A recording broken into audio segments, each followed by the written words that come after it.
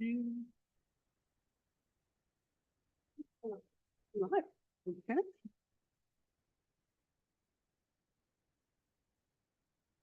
Okay, I call to order the meeting of the West Windsor Township Council of September 8th, 2025.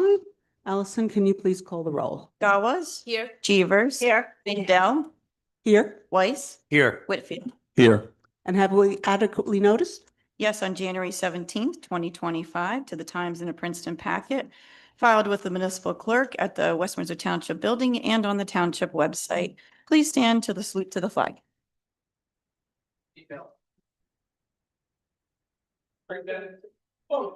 Allegiance to the flag, United States of America.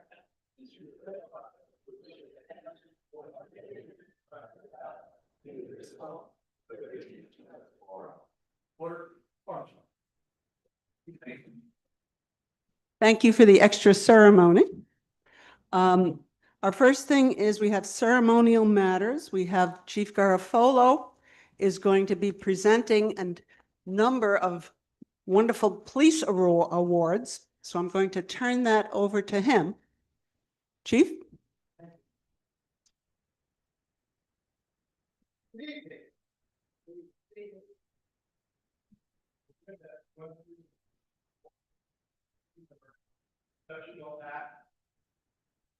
Bravery. And I will go through each one of them. I'll call the officers up. We'll try not to take up too much of your time. I apologize for my back, but I can only look in one direction, so. You know what you look like, so we're good. You only get so much of that. So I do want to start on a more somber note on one of our canines. So if I can just read this real quick, if I can get it out. So, okay, so last night our department faced a sudden and heartbreaking canine loss. Sergeant Frank Zicka was forced to make the difficult decision to lay his canine partner, Canine Hodge, to rest. Canine Hodge joined our department in April of 2019 and faithfully served until his retirement on January 1st, 2025. He was our department's very first narcotics canine, and he set the standard high. Hodge was more than just a dog with a badge. He was a partner, a protector, and a relentless worker who earned the reputation as a for-real canine. And a lot of this is written by Officer Polini, who is also a canine officer. And you know that because of the heart that goes into it. His records speak for itself. He was responsible for remarkable cases. Now, this is one of our canines. If you wonder what goes on sometimes in West Windsor, the seizure of 1 kilo of cocaine and $230,000 hidden in car traps during a traffic stop for the New Jersey State Police. That very case led to an even larger NJSP arrest involving fentanyl pills and cocaine distribution. Because our dog is a narcotics dog, it was not trained on marijuana. That was a choice we made even before it became legal. Because of that, he was one of the very few dogs that could be used around the state. So he was loaned out to the state doing work in and around our town many, many times because he was that good at what he did. The discovery of 51 bricks of heroin on a stop in West Windsor, 36 bricks on another NJSP stop, 26 bundles of heroin on a West Windsor car stop resulted in a second-degree distribution charge for which the canine team received an award. Second-degree distribution. Multiple CDS arrests right here in West Windsor and in surrounding towns, and numerous criminal surrenders, each a testament to his presence and training. From start to finish, Hodge located 87 bricks of heroin across multiple cases. He was one of New Jersey's first narcotics canines not trained in marijuana detection, even before legalization, which ensured his service remained invaluable while other canines were being retired. So the canines that had marijuana training had to be retired because they could not be used. Those who worked alongside him saw the professional side of Hodge, the disciplined, focused, and determined canine. But Sergeant Zicka knew the other side, the loyal, playful, and faithful partner who never left his side. Their bond was unshakable. For those who have lost a pet, you know the aches that linger, but losing a canine partner is something even deeper. Your life's work is tied to theirs and they become a part of you in every way. So tonight we honor Canine Hodge not only for his service, but for the love and loyalty he gave to his handler and his department. And also I left out about one pair of police uniform pants that he also managed to remove by accident. So just a moment of silence for K-9.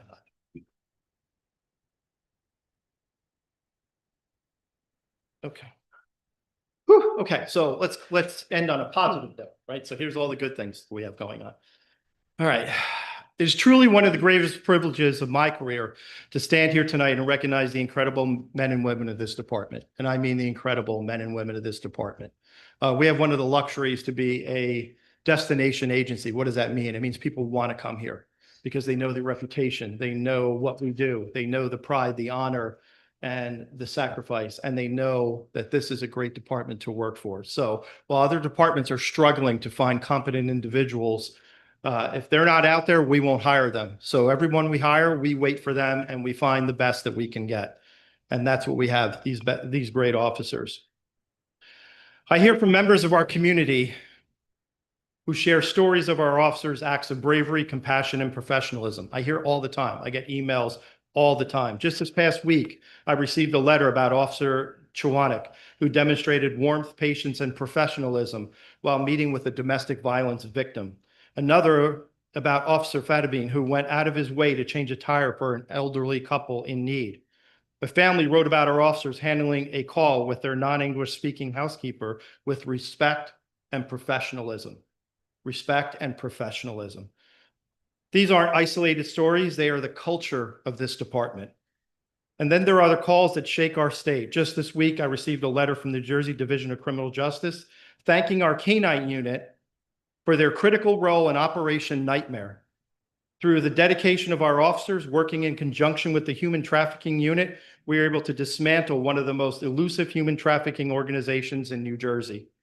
8 individuals have been charged with first-degree human trafficking and first-degree racketeering, along with additional charges tied to the criminal enterprise. This is the impact your police department has far beyond the township borders, making communities safe across the state. I have given each officer one very difficult task. No matter where you go or what you do, make things better. It sounds simple, but it's true. In truth, it's really not that hard, but many situations are tense, dangerous, and volatile. Powder kegs ready to explode. Yet these officers live by their mandate time and time again, and they do exactly that. They make things better. This week also marked the first week of school, and we launched Adopt a Bus. Officers, detectives, and command staff rode alongside our school buses in marked and unmarked cars, ensuring that drivers obey the laws, protecting our children. I listened to the radio and smiled as each officer proudly called out, adopting bus 1234, adopting bus 3245. That's who they are. They show up, they protect, and they make a difference. So tonight is my honor to present these awards, which recognize acts of bravery, life-saving professionalism, and service to this community. Each award tells a story not just of a single act, but the spirit of service that defines this department. Okay, can I have come up, please? Here. Detective Lieutenant Jason Jones, Sergeant Eric Woodrow, Patrolman Chwanek, and Dispatcher Quinn.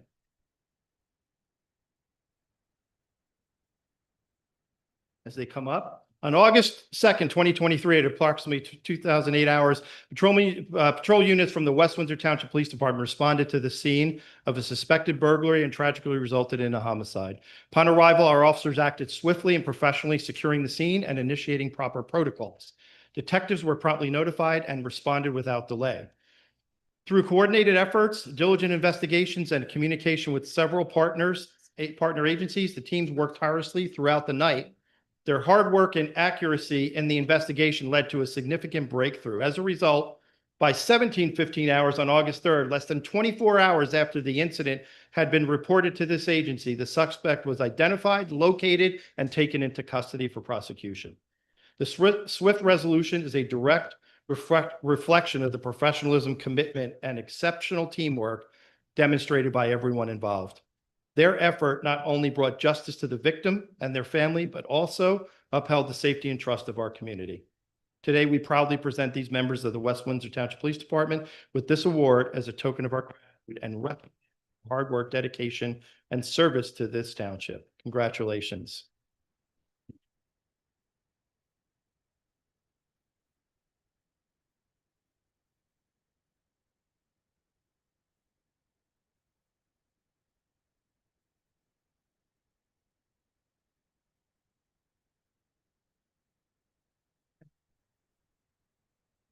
Can I have, should have stayed up, Detective Lieutenant Jason Jones, Detective Sergeant William Jones, Sergeant Carlos Abade, Sergeant Eric, Patrolman Ted Honacki, not here, Patrolman Jim Collins, Patrolman Allison Fellini, and K-9 Phoenix, Patrolman Travis Hoffman, Patrolman Jacqueline Schulte, Patrolman Michael Fatabine. We have more. Patrolman Daniel Bora, Patrolman Josephine Pagano, and Patrolman Nicholas Cesar. Where's your dog? Where's your dog? And assisting agency, New Jersey State Park Police, Patrolman Brennan McDermott, and K-9 Jetty. No K-9? He's happier out there. In the early morning hours of December 8th, 2024, West Windsor police officers responded to a report of a missing woman suffering from dementia who had wandered from her home during the night in freezing conditions.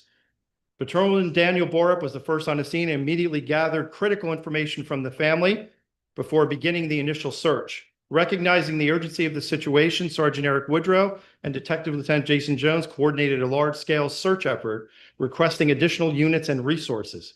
K-9 support was brought in with Patrolman Allison Pellini and K-9 Phoenix, along with Patrolman Brennan McDermott and K-9 Jetty from the Jersey State Park Police, conducting scent tracks. Drone operations were launched by Patrolman Honacki, Patrolman Schulte, and Patrolman Fatabine to expand the search from the air. Additional personnel, including Detective Crawford, to Sergeant Jones, Patrolman Collins, Patrolman Hoffman, and Patrolman Pagano, and Patrolman Nicholas Cesar responded to assist in the ground search. After several hours of coordinated effort, the missing woman was located walking along the train tracks beneath the Clarksville Road Bridge by Meadow Road. She was walking on the train tracks, pitch black at night. I mean, on the train tracks. Like, here are the tracks, here's where she's walking. Freezing cold in the middle of the night. No one knew where she was, and she was like a mile away. Drone aerial reconnaissance played an instrumental role in the search. She was found safe with only minor injuries and was transported to the hospital for evaluation. I think it was a race between the drones and the canines, because they were all the canines were on the scent, they were following, but the drones were up in the air. They got a little more, leeway and distance. So I think if it wasn't for the drones, the canines would have been on them. This successful outcome was the direct result of rapid response teamwork, interagency cooperation, and commitment by every officer involved. Their actions safeguarded a valuable member of our community and exemplify the highest standards of service. I congratulate each and every one. Before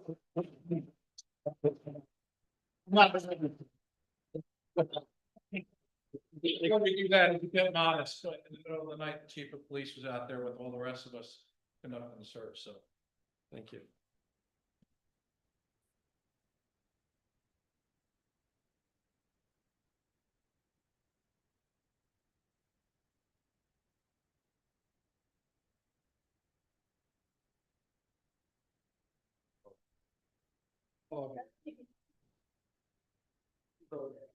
Where's this?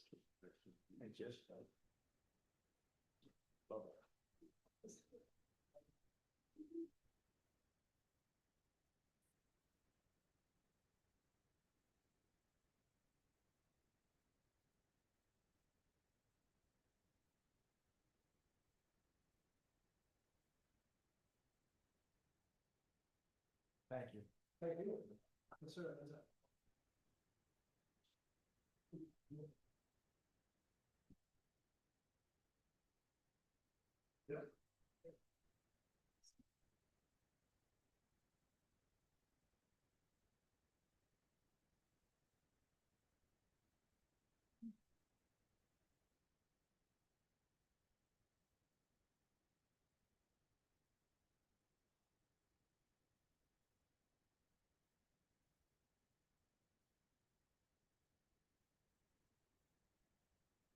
I get Sergeant Nick Barber up here.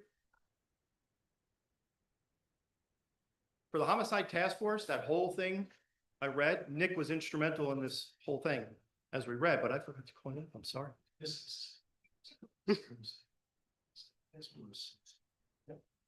Okay.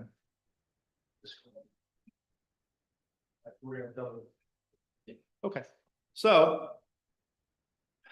Sergeant Nicholas Barber, while attached to the Mercer County Homicide Task Force, Sergeant Barber was assigned to 2 homicide investigations. His tireless efforts brought to justice 5 notorious gang members who were responsible for these horrendous crimes.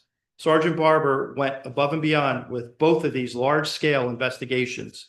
Sergeant Barber demonstrated professionalism, compassion, and empathy when dealing with the victims' families. Routinely, we have detectives loaned out to the homicide task force for the county. So they are out there investigating homicides all across the county and sometimes across the state. And all I heard was nothing but accolades for Sergeant Barber and his time there through his professionalism and his ability to investigate and his attention to detail. So we've been.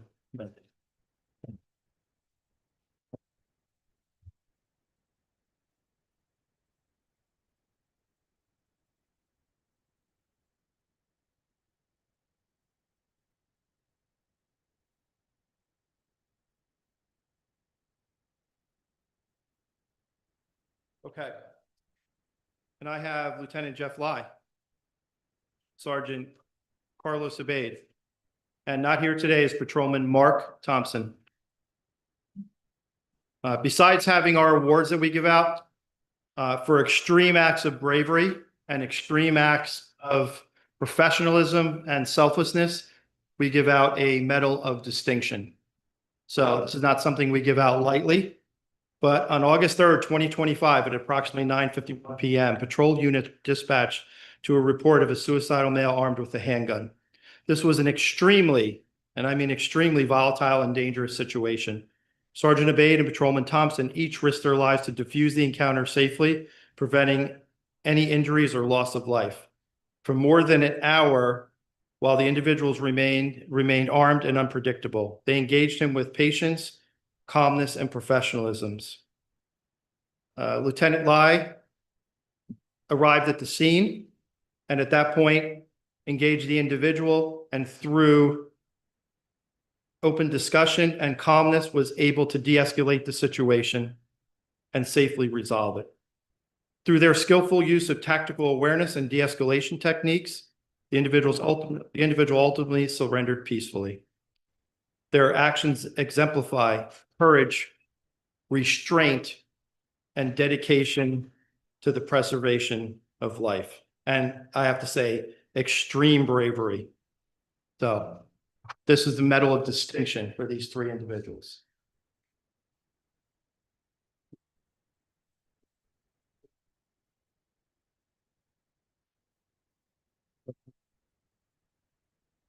Yes, you're all the time. Okay. Move on. We have Ibrahim Diallo in the audience. We do. Awesome. Can you come up?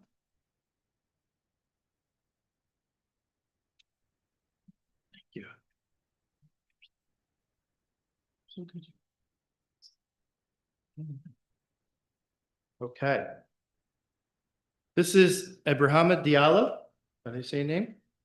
He traveled all the way from Georgia to receive this award.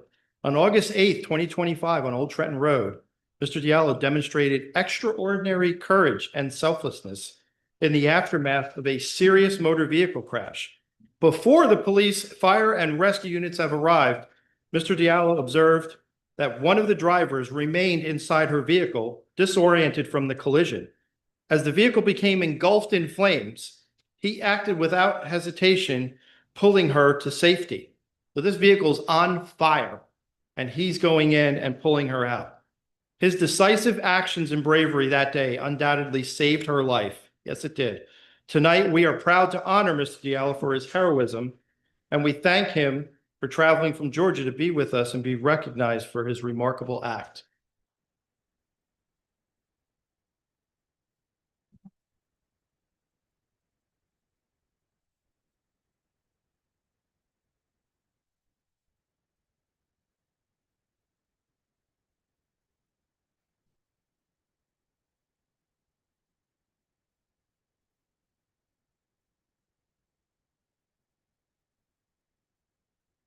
please.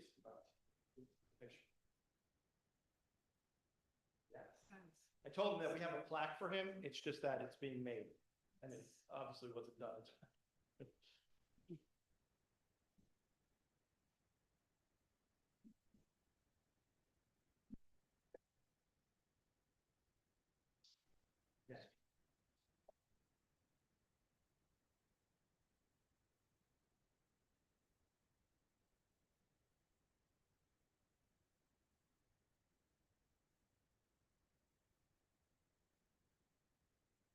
That's for last. Last one, see? How are we doing on time? Can we use up our 3 minutes? Okay. All right. Can I have dispatcher David Barberich up here? And I say dispatcher David Barberich because he has about 35 titles and we don't have the time to go through IT professional, IT engineer, just about everything that gets done here, Dave does. So I'm going to talk quickly because I think it's important. So we are recognizing Dave today with the Meritorious Service Award to the West Windsor Police Department. And it's awarded to individuals who give unyielding dedication to the police department and do so many things for the police department that they not only make the police department better, they make the town a better place as well. So Dispatcher David Barberich is the unsung hero of the West Windsor Township Police Department. Hired in 1992, he has spent the last 32 years becoming one of the most dedicated, knowledgeable, and well-rounded employees ever to serve in the department. Simply put, the work he performs every single day is essential to keeping our agency running smoothly and our residents safe. His specialized technical skills and unmatched knowledge of all things West Windsor make him an indispensable asset. Tonight, we are proud to recognize and honor him for his tireless service. Since the day he was hired, Dispatcher Barberich's role has grown significantly, and I mean significantly. For over 3 decades, when someone in crisis called the police department or dialed 911, chances are they heard his calm, professional, and reassuring voice. Thousands of individuals in distress, whether injured in an accident, victimized by crime, or simply needing help, have found comfort and clarity through his guidance. When every second counts, he knows how to attain the right information, send life-saving resources, and do so with precision and urgency. His quick thinking has no doubt made a critical difference in countless emergencies. Beyond his work as a dispatcher for police, fire, EMS, and 911 calls, Dispatcher Barberich serves as the department's communications supervisor, resident IT expert, and 24/7 technology troubleshooter. And I mean 24/7. He handles data security, NCIC entries, administrative support, the training of new dispatchers, all while ensuring vital systems remain operational around the clock. His phone is always on, and regardless of the hour or day, if there's a problem, he's the one we call, and he always answers. His behind-the-scenes work has been especially vital as the department has undergone major technology upgrades. Most recently, Dispatcher Barberich played a critical role in our transition to a new computer-aided dispatch system, one of the most significant operational changes in decades. His efforts ensured the swift, smooth, and seamless change. Prior to that, he led to the complex upgrade of our police radio system. Neither of those projects would have been impossible without his dedication and technical expertise. And he still has most of his hair. I lost all that. On behalf of the department and the Township of West Windsor, we offer our sincerest thanks and commendation to Dispatcher David Barberich for more than 3 decades of outstanding service and commitment to public safety. And at this time, we also recognize and thank Dave's family for their 3 decades of support, patience, and sacrifice. Your unwavering backing has allowed him to serve this community with the excellence and reliability that we honor him for today. And I truly mean that from the bottom of my heart.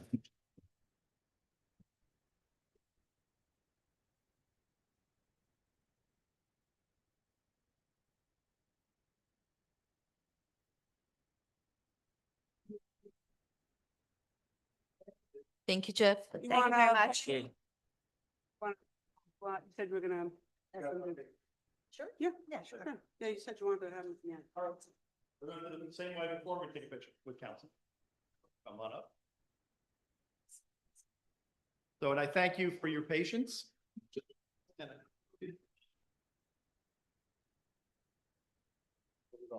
Test, test.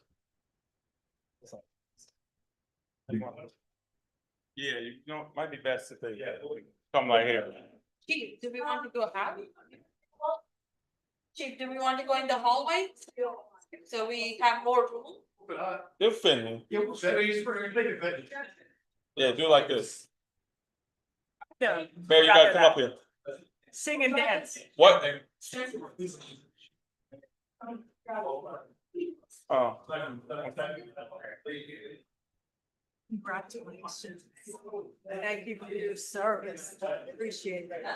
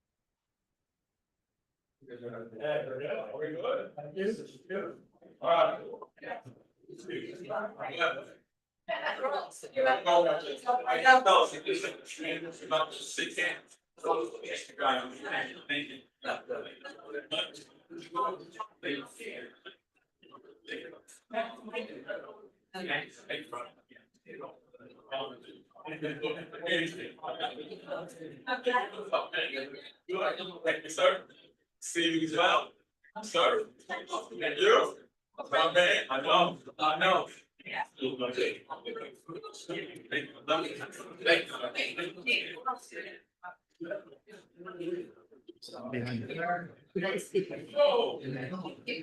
gonna sing? Oh, yeah, oh, yeah. Chief's gonna sing. Thank you very much.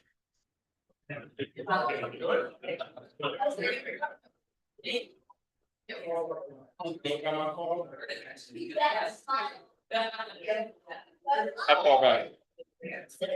How far back? How far back? Yeah. Chief, you gonna sing a song?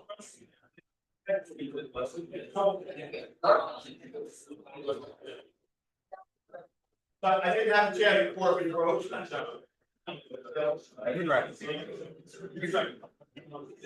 Yeah.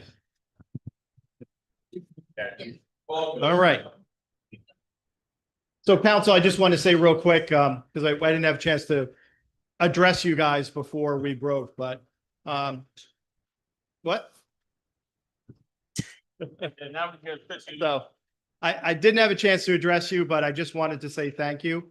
I want to say thank you to the mayor, to the business administrator, to all of you because of the fact that we have our canines today and all those lives saved and all that heroin and all the bad things that have come through have disappeared because of what you guys approved.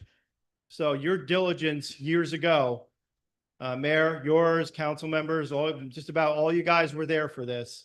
And I know the business administrator put a lot of time and energy into this. It's what made it possible for us. So we're saving lives because of you guys. Again, I told you that with the drones.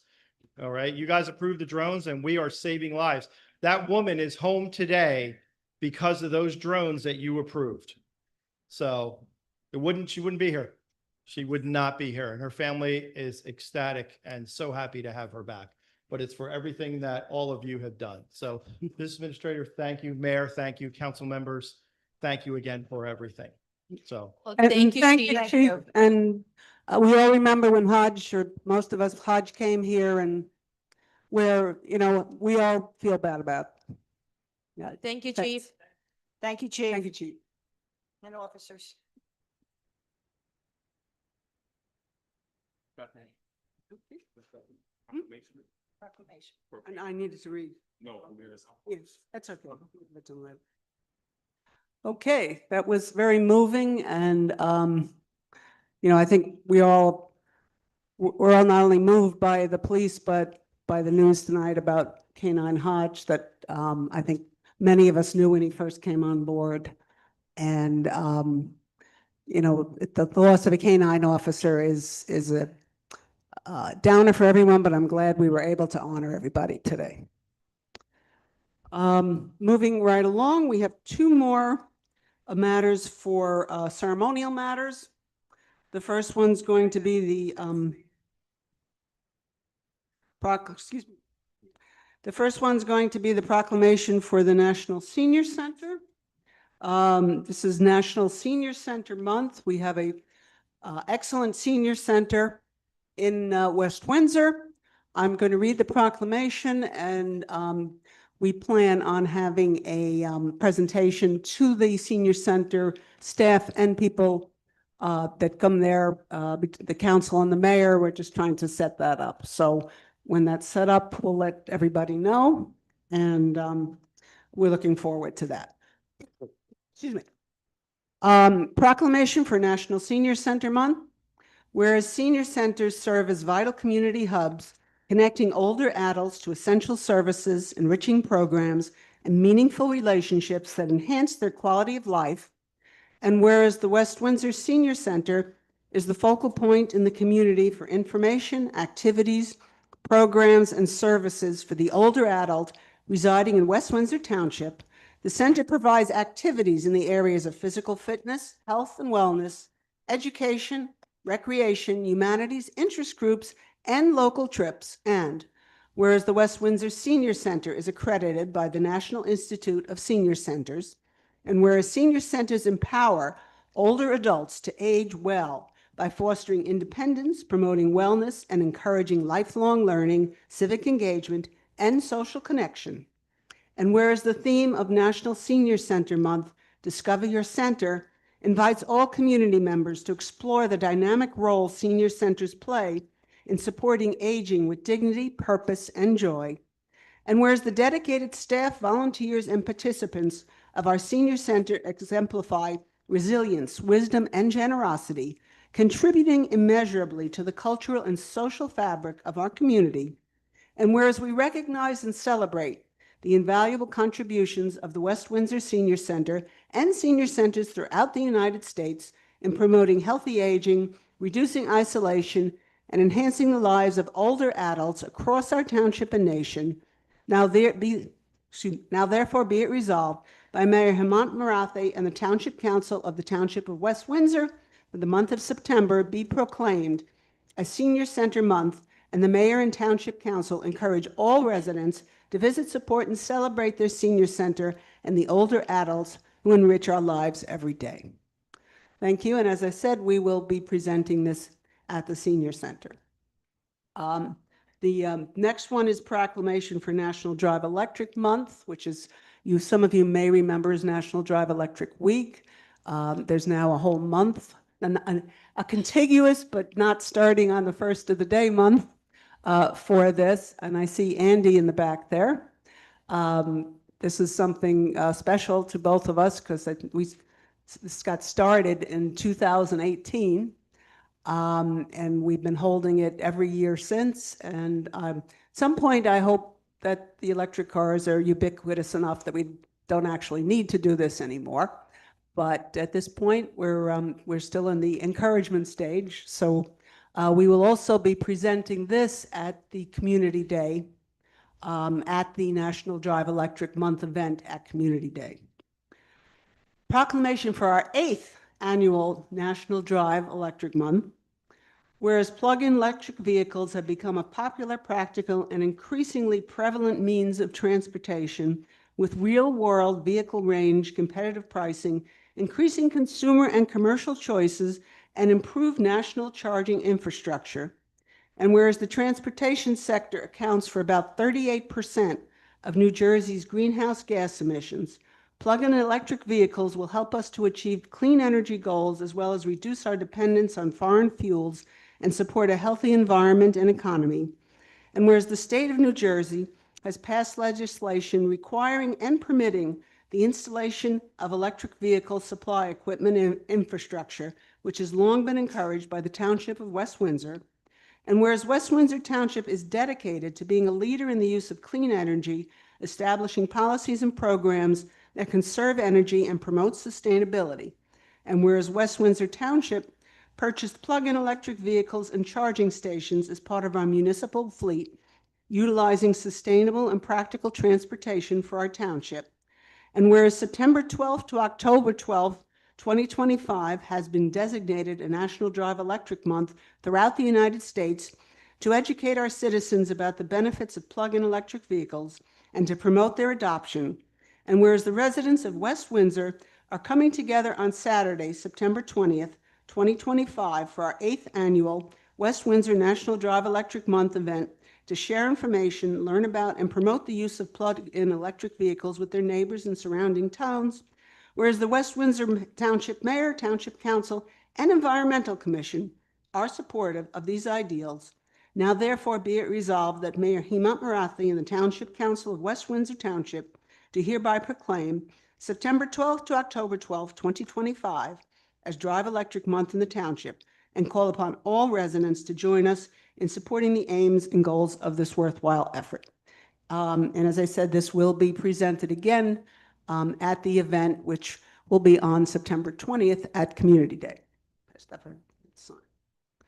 Okay, we've now finished the ceremonial matters, so I'm going to now open up public comment.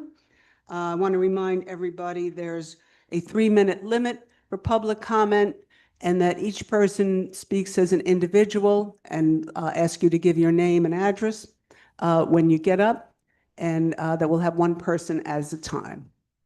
So do we have anybody on the list right now? I do not have anyone on the list. So nobody signed up? No. Okay, then anybody that would like to get up to speak, please stand up here, and we'll take you in whatever order you get up. Thank you. Okay, please yep. state your name and address. Hi, my name is Ria Biswas, and I live at 12 Candlewood Drive, West Windsor. Thank you for having me here today. So, in regards to the composting discussion that's going to be happening later during this meeting, I'd just like to add a few words on behalf of Sunrise Movement Mercer County. So we're offering our full support to the proposal that Taurus is leading, and we'd also like to offer some resident testimonials.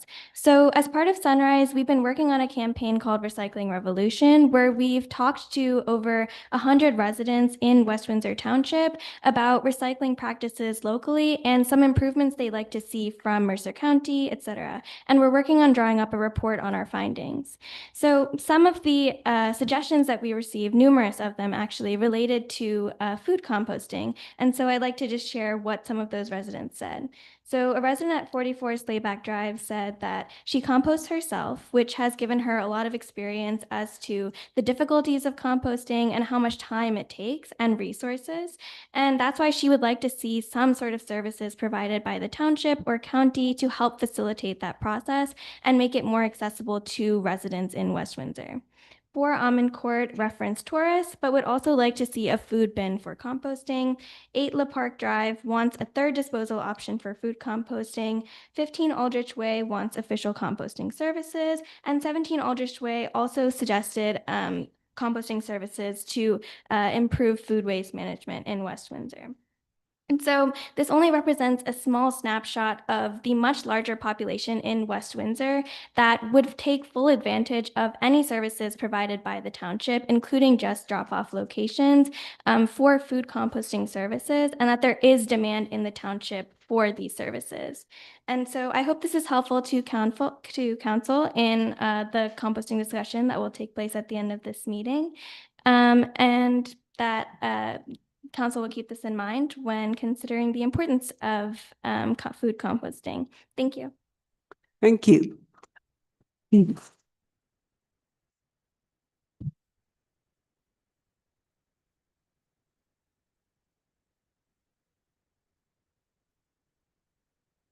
evening. I'm David Chen, and I'm from 38 Foxcroft Drive, Lawrenceville.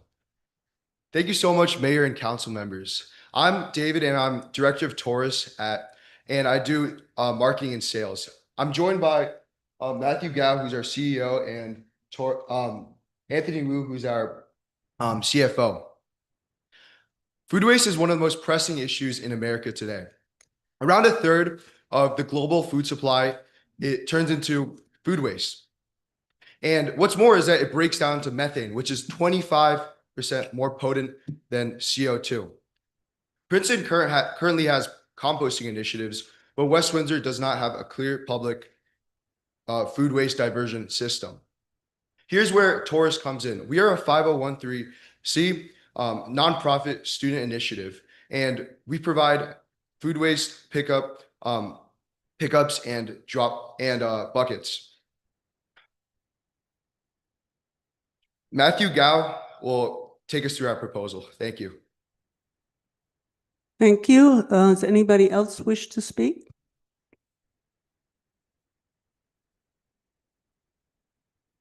Hi, Council. My name is Matthew, and I live at 3 Sandpiper Court, Skillman, New Jersey. So, at the heart of our proposal is to create public food waste drop-off locations in West Windsor. And the reason why we want to do this is to make composting easy and accessible for every resident in West Windsor and to promote environmental stewardship throughout the township. So currently, people who do want to compost either do so through private services or Taurus's free composting service. The problem with this is that many of our residents live in either apartments or townhomes where curbside composting is not always accessible or not always convenient for the residents. And so here's what we propose.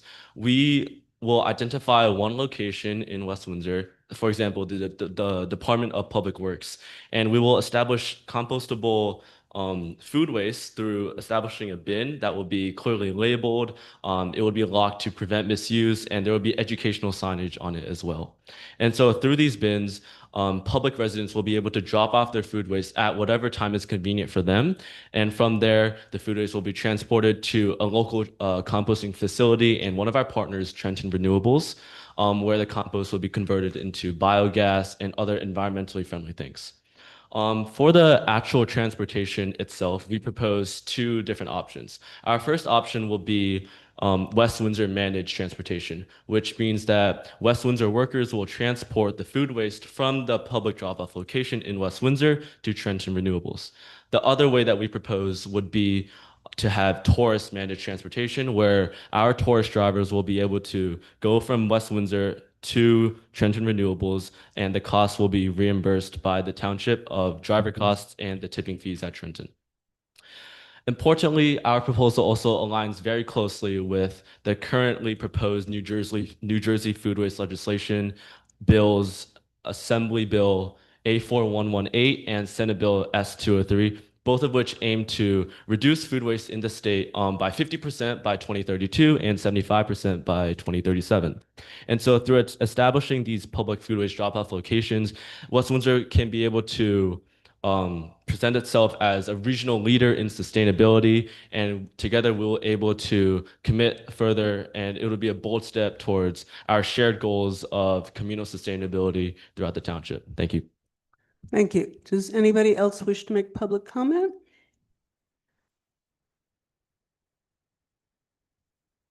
Hello, I'm Anthony Wu, and I'm a boarding Sorry, I student couldn't. at the Your name? Anthony Wu, WOO, and I'm a boarding student at the Lawrenceville School from Tallahassee, Florida. And I just wanted to talk a little bit more about like the specifics and the numbers behind our proposal. So for the cost, we want this system to be like scalable and also affordable for the township. So for operating costs, we would estimate that if this service would to serve 200 households and also be tourist managed, it would cost around $7,300 per year. In terms of like capital costs, we would estimate that this service would be on the low end about like $2,000, and this would include like site installation, buckets, bins, and that type of stuff. And these would last more than 5 years. And in comparison to like the current tipping by the township, the township currently pays $13.50 for each ton of waste. But this gap between the $70 that you pay at Trenton Renewables and the $13.50 is currently lessening due to the rising costs of landfill tipping fees. And in addition, we also have identified 3 sources of funding that the township could use to fund this composting endeavor. The first would be the municipal tonnage grant, which is an annual statewide grant by the state of New Jersey that the town could apply to cover the cost of the site. And there's also the Sustainable Jersey PSEG grants. And the township already holds a silver like Sustainable Jersey certificate, so they could apply to this grant in order to cover the operating costs of the site. And last but not least, the federal food waste and composting reduction grant, which Princeton received a roughly $300,000 grant to establish a similar program. And this program would obviously be a lot more like long-term and supportive of the program, but it would be through the federal government. And we currently work with many partners, including like Trenton Renewables, which has the capacity for processing tons of food waste, even beyond like what West Windsor could possibly produce. In addition, we also work with like food waste recovery organizations like Share My Meals in Princeton, and this would enable food to like be distributed equally among residents. And last but not least, we would also recommend, if the site would be established, that the town would publish like transparent reports that would show how many tons of food waste that residents produce, and also how many households would be estimated, so the residents can see how the site is benefiting West Windsor in general. So thank you for considering our proposal, and we urge the council to support this endeavor. It would help West Windsor become a leader in sustainability and also align with proposed state legislator. So thank you, and thank you for having us. Thank you. Yes. If I could just have everyone that has spoken so far, make sure you sign on our public sign-in sheets. Hi, Melissa Hager, 27 Quaker Road, Princeton Junction, long-term West Windsor, Princeton Junction resident, mayor, and council members. I'm here to support this endeavor. I think it's wonderful. I've been thinking about this for a long time, and I'm so glad that Taurus is here and that they're presenting this, and hopefully this will be a positive attribute to our town. Thank you. Thank you.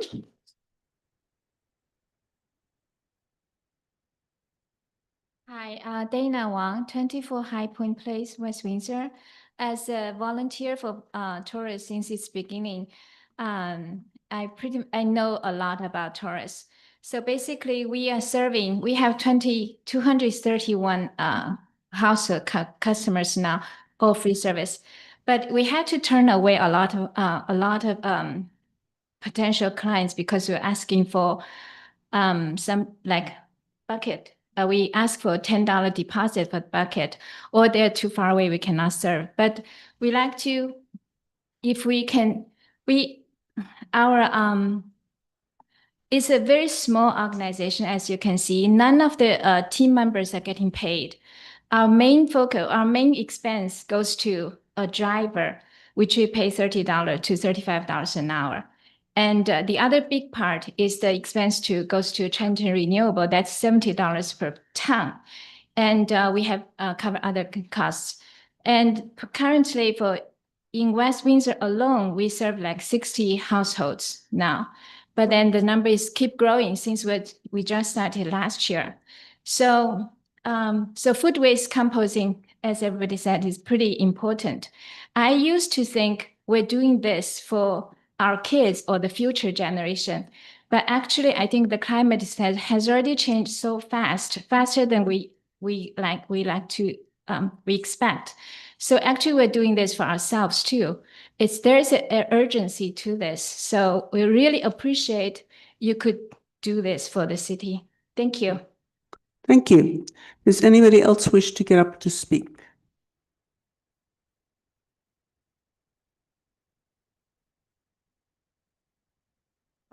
You can take it off if you want to. Or you can tilt Yeah. it. You can tilt it or remove it. Thank you. Deborah Margolis, 149 Tunic Flower Lane. And I am one of the residents that has been utilizing the service that Taurus presents. And I just wanted to speak to the fact that people might think, well, how much food waste is there?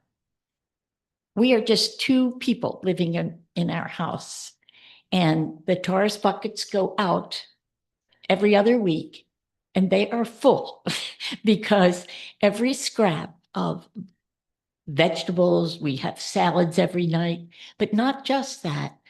I keep flowers in my house because I'm a little spoiled, and when I get rid of the flowers after they've lost their bloom, things like that also go into the waste bucket and ultimately become biogas, a usable, renewable.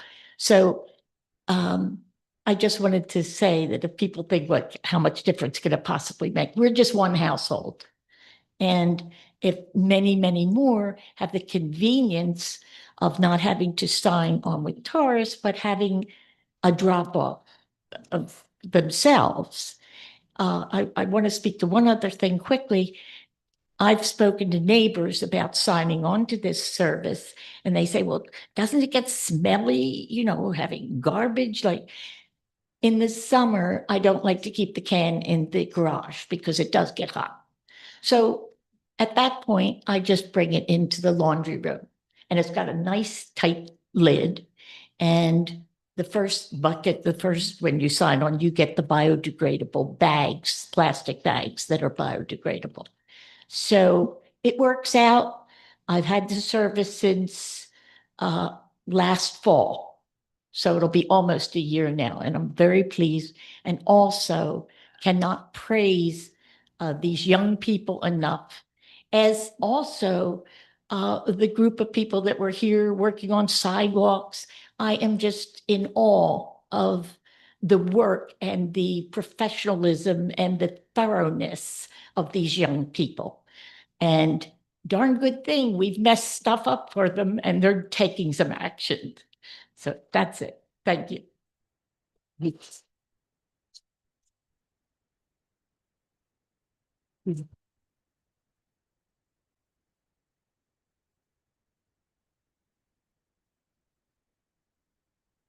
Good evening, Andy Samsu, 745 Village Road West. First of all, I want to thank the council and our community at large for supporting Drive Electric Week and now Drive Electric Month. Want to extend an invitation to everybody. Please come out this year. We have some very interesting things that we've not done in the past. This year, I actually have some funding to incentivize people to actually stop and talk to the folks there. Hopefully, we'll also have some test drives this year. And we will also have, we'll be more integrated into the field this year. And then last but not least, I was not planning on speaking this evening, but I will say that one of our police officers this evening caught my eye. I said, that kid looks very familiar. Patrolman Borup, who turns out, Danny remembered who I was. He is my son's classmate from back in elementary school, which now tells me that I have been in this area for far too long. But anyway, thank you all. Thank you. Hope to see you on the 20th. Thank you. Thank you. Does anybody else wish to speak during public comment? Andy, you may be here too long. I don't want you to go anywhere. Oh, I don't know. We don't want you to go anywhere. Yeah, if nobody else is going to speak for public comment, I'm going to close public comment and move along. Can we go to administration comments, please? Yes, Public Works began work in Zone 2, collecting yard waste and yard debris. We received notice this evening that Mercer County is undertaking a milling and resurfacing project involving Robbinsville, Edinburgh Road, County Road 526. Due to deteriorating pavement surface conditions, that road from Old Trenton Road to Line Road in the Township of West Windsor is scheduled for milling and resurfacing. This project is going to start on or about Monday, September 15th, 2025, with an anticipated completion time of 10 business days, weather permitting. Please abide by the detours, and this announcement is going to be posted on the website. It was received after business hours. The next announcement I have has to do with flu vaccine clinics that our health department is offering. These clinics will be in partnership with Wegmans Pharmacy. The first clinic will be held at the Senior Center in West Windsor, Tuesday, September 30th, 2025, from 10 a.m. to 1 o'clock p.m. It's open to West Windsor, Robbinsville, and Hightstown residents, 3 years and older. You can register ahead for the clinic if you'd like to by going to the health department page on the township website. And if you do not have insurance, you can call the West Windsor Health Department at 609-936-8400. The other clinic that's coming up for flu vaccination is Tuesday, October 14th from 4 o'clock p.m. to 6 o'clock p.m. And you can find the same information on the health department website page. That's all of the announcements that I have for this evening. Thanks, Marlena. And note that the flu vaccination clinic is not limited to seniors. It's, you said, for everybody over 3. Right? It's residents 3 years As an older, correct. Thank you. Yes. Mayor? Yeah, thanks, Andrea. Most of the public comments were regarding an issue on the agenda later, so I will wait to respond to them when the council discusses that item. I just want to say I missed a couple of meetings. One I had planned before, one because an emergency came, I had to go. I did come in late today, but thanks to broadcasting on social media, I could see most of it. I was waiting outside watching the meeting. Just want to comment on 2 things that that people commented on today that make me proud. I mean, when I became mayor, 2 of the initiatives I started in first year was purchasing drones for the police through the Mayor's Ball, donations raised from Mayor's Ball. Did get a lot of criticism and a lot of concerns about the drones, whether they were going to be used to spy on neighbors, look in your backyard, and so on and so forth. I'm very happy to see that, as the chief said, they have been valuable in many situations, and our police have been able to go in neighboring townships and help and dissolve some very difficult situations without putting people in harm's way. So that's one project I started in 2018 that I'm very proud of. And the second project, it did start that year. I can't take too much credit. Andy left, but Andy and Andrea were very dogged in starting the electric car week. That was the first year it started. That year only West Windsor did it in Mercer County. Now a lot of towns do it. I did go and look at electric cars, and Andy will tell you he's responsible for me getting an electric car. But if you're in market for electric car, that's really a good place to go at Community Day. You will see almost every model there, and you will get to hear from local residents, I mean the owners of the car. So you will get a honest opinion, not from a salesman, but somebody who is a user of the car. So it's, if you're really in the market for electric car, then that's really a good place to go. Like I learned, I bought an electric car, put solar panels on the house, and now I drive for free. if you want to put solar panels, unfortunately, the rebate is going away, so you have only few months left. If you are in the process of putting solar panels, just do let us know. We will work with you because they have to be operational, I believe, before end of this year to get the rebate. So don't wait till the last minute because we do have to follow due diligence to make sure it passes the code. But if you are in the process of doing, my friend called me the other day, then please do keep in touch with us and make sure that you do finish by 31st December to get the credit. A couple of other announcements. John Van Drive bypass is officially open. You can drive and check it. I had promised you that it will open. It's temporary now. We have discussed with the NJ Transit various ways of making it permanent. There's no final solution yet, but I'm confident that it may take time, but we will connect it directly to the OneDrive.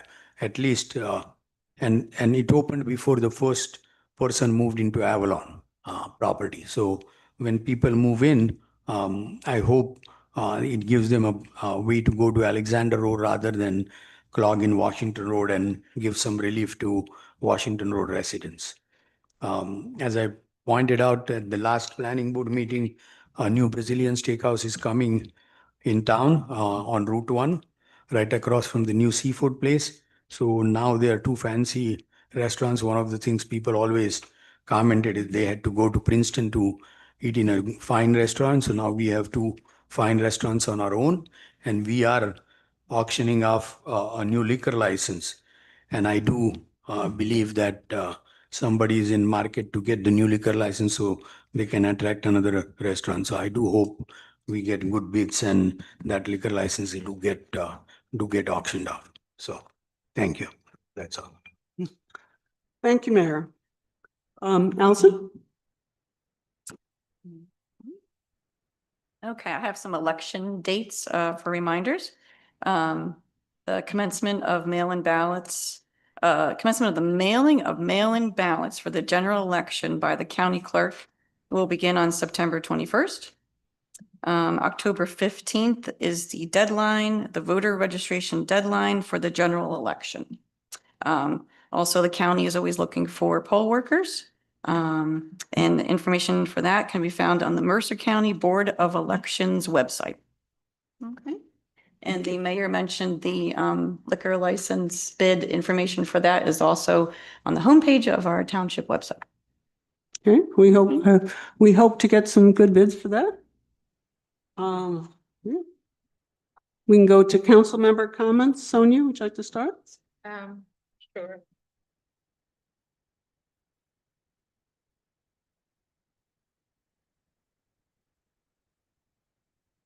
Just a couple of things. I just want to remind everyone that this coming Thursday, September 11th, the township will hold its 24th September 11th memorial ceremony at 7 o'clock at the Twin Ponds Memorial at Ron Rogers Arboretum. It's right across from High School South. So I hope to see everyone there. I also want to remind everyone that on September 10th, the group 100-4911, they have been walking 100 miles every year. And we recently found out about them I think 4 years ago, and they passed through our township. I don't have an exact time when they would pass through, somewhere between 2 and 3 o'clock, most likely. So they do walk through our township. They make us now. This would be the third year that they would make a stop at the memorial location at Ron Rogers. So once I know the exact timing, I would make a post. So please follow on. I really hope that we could give them a good reception. They do walk nonstop 100 miles to reach New York on 9/11. So that's something that, again, September 11th is very close to my heart. I do want to thank council. A few years ago, I brought this vision of placing flags at the memorial, and we started doing that. This would be the 6th year that we are doing it. Every year, I have been bringing different themes of placing the flags. Last year, we placed 343 flags to honor the firefighters that were we lost that day. Today, when we placed this morning, we placed 441 flags to honor the first responders, which includes 343 firefighters, 71 law enforcement officers, 8 paramedics, and 19 other first responders. I do want to thank Council President Andrea Mendel and Councilman Dan Weiss to come and help me place that today. Also want to thank former Township Clerk Gay Huber. She's the one who actually helped me start this tradition, and she stopped by even after retirement to continue the tradition. So I really want to thank everyone to bring my vision of honoring everybody who we lost that day. It is very close to my heart. I did lose my husband, my first husband, on 9/11, 24 years ago. Next year, being 25th year, I have some ideas that I would like to discuss with mayor and council. And we hope we can work on that. That's pretty much it that I have. I do want to remind again, everyone, we heard our police chief talk about the drones that were bought with the fundraising from Mayor's Ball. The first year, that was in 2018, I believe.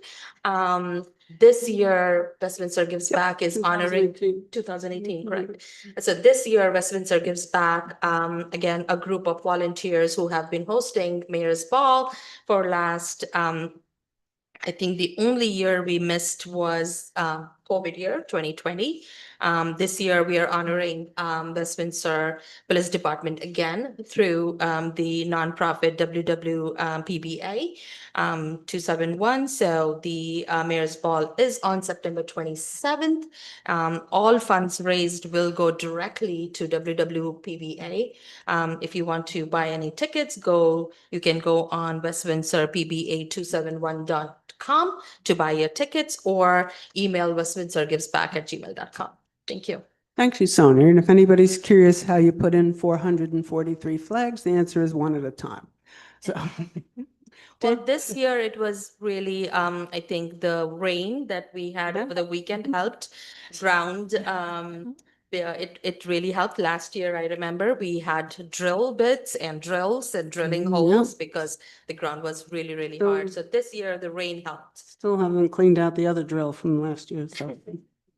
Thank you. Dan? Sure, thank you.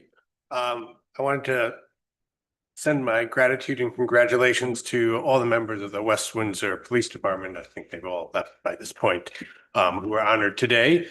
Their dedication and professionalism and courage really embody the best of public service. So thank you for their service and keeping West Windsor safe, and congratulations on those well-deserved awards.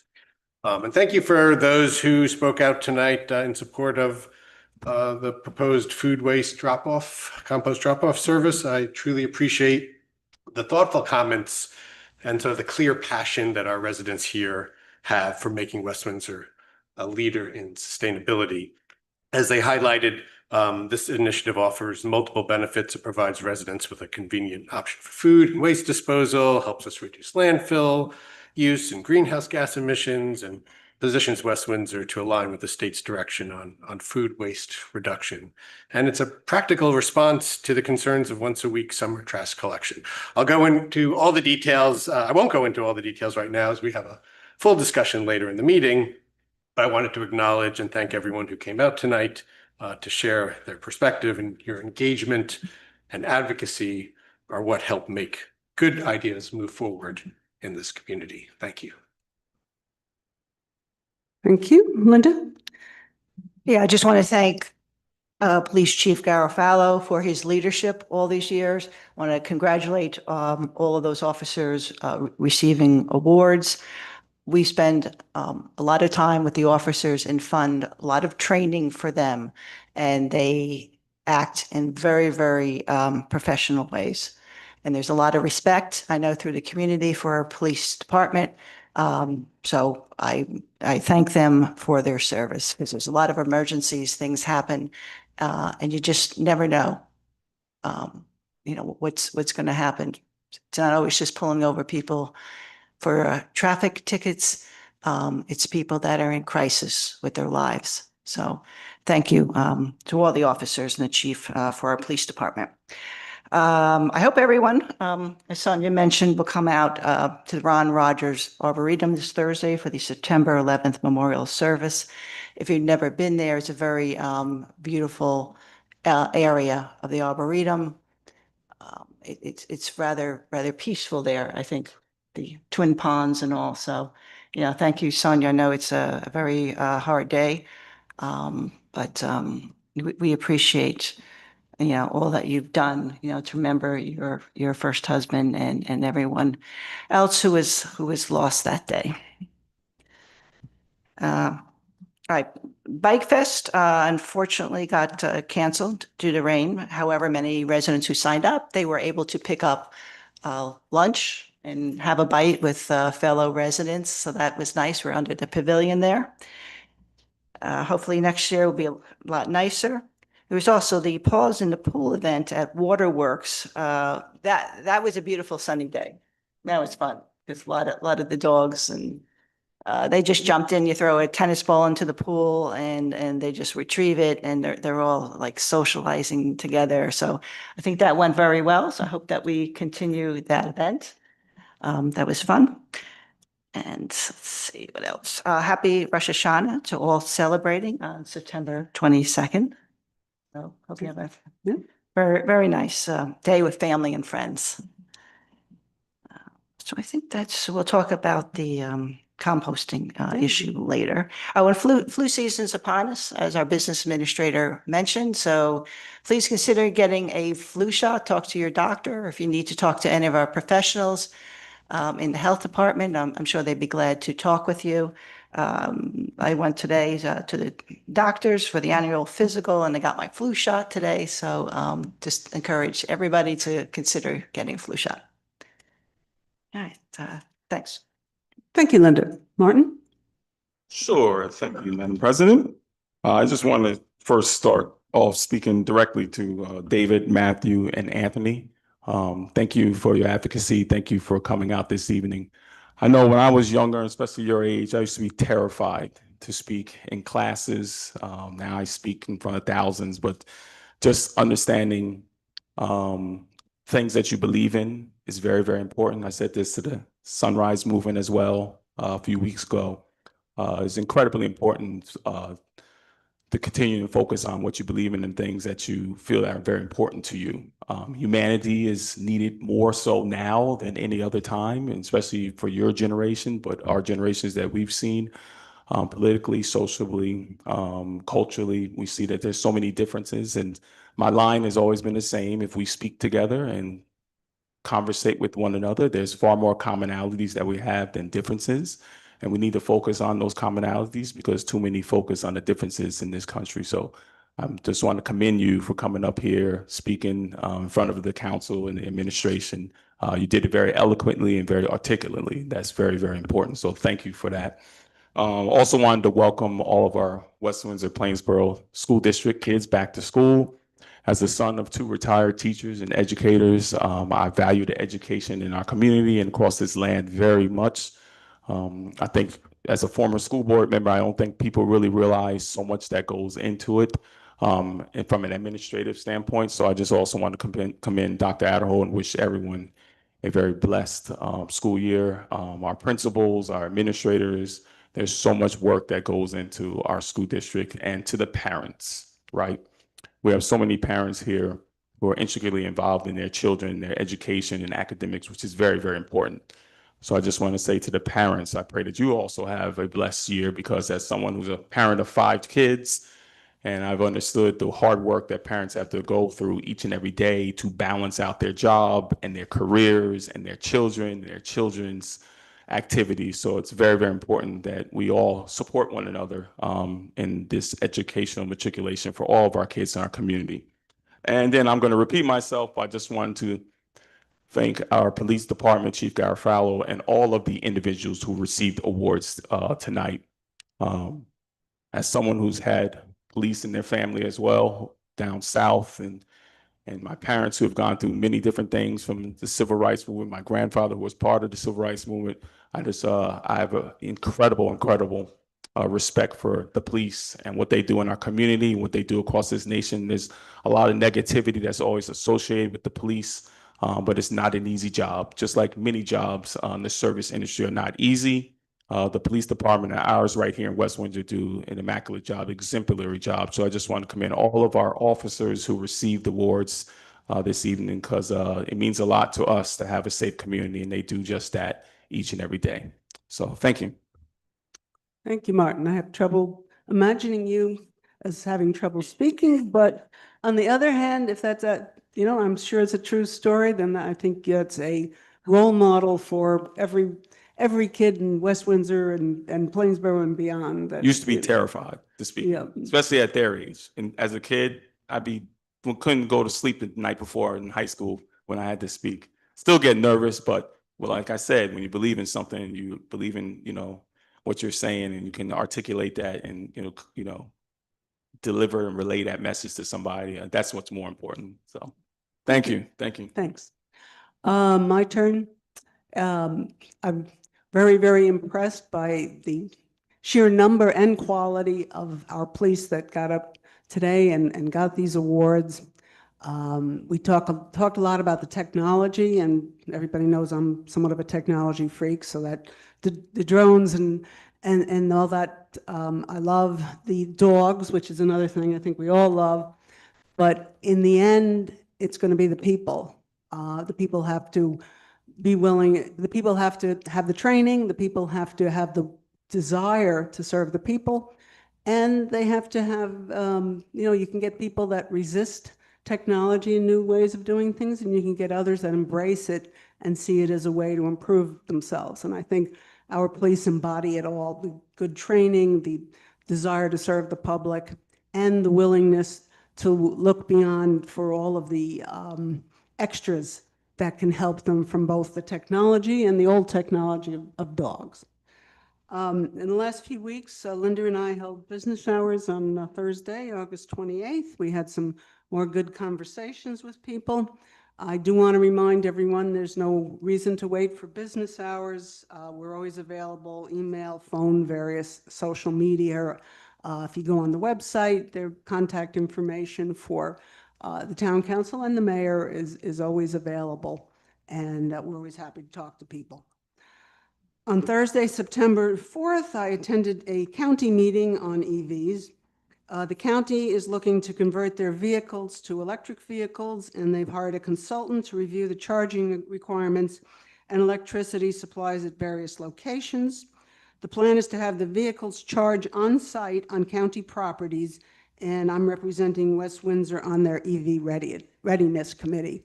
And one of the issues that probably you're all becoming a little bit familiar with is the electricity that we think we turn on a tap is not limitless. And there are maps out there now that have been put together with where there is extra electricity and where there are almost red as far as available for these high electric uses. And somebody's going to have to do something on the state and national level to improve our infrastructure to provide the power for all these things that we want to do. And that's one of the things that the group has to look at if we put in something does this particular area have that excess power in order to do it? On Saturday, September 6th, I went to check out the pores in the pool. I saw Linda there playing with her dog. I saw several others there. Sonia didn't bring her very voracious dogs there, but we all enjoyed them. It was the first annual dog swim at Waterworks. There were frolicking pups, the small dogs in the morning, pretty much, big dogs in the afternoon. I noticed the big dogs in particular had a lot of fun. The program filled up. I think there was a maximum of 25, and they had them there. I'm expecting this to be an annual event, and I'm guessing we're going to have to add more hours and slots next year for more dogs as the word gets out. I want to thank the Recreation Department who put this together for the township. And I know we've all been talking, and Sonia had mentioned it. I know the mayor had mentioned it back during COVID that, gee, let's look at doing this, and I'm glad it's finally, we got that to happen. On Sunday, September 7th, I was a panelist for the United Consciousness Youth Wellbeing Workshop in Somerset, New Jersey. There were students there from West Windsor and across New Jersey. Our topic was from stress to de-stress, and how can youth build emotional resilience? And I hope we all learn more about this important topic that affects all of us and our children of all age. I'm looking forward to, in addition to Rosh Hashanah, is Community Day on September 20th, where we've already mentioned there'll be a lot of different booths. The council is going to have our booth. We're going to be doing Shop West Windsor.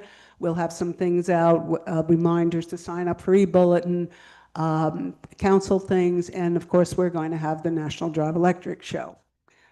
Gratitude Walk, yes, I did wear the t-shirt today, is September 28th from 11 to 2. That's going to be in Community Park. It's free, and it's put on by our Gratitude and Abundance group, and that's always a very uplifting affair, speaking about the gratitude that we all have just to be here at this time and be alive at this time is a good start. So that's all I've got. Madam President, I just have a question for administration. Can we get an update on the Edinburgh Road repavement project?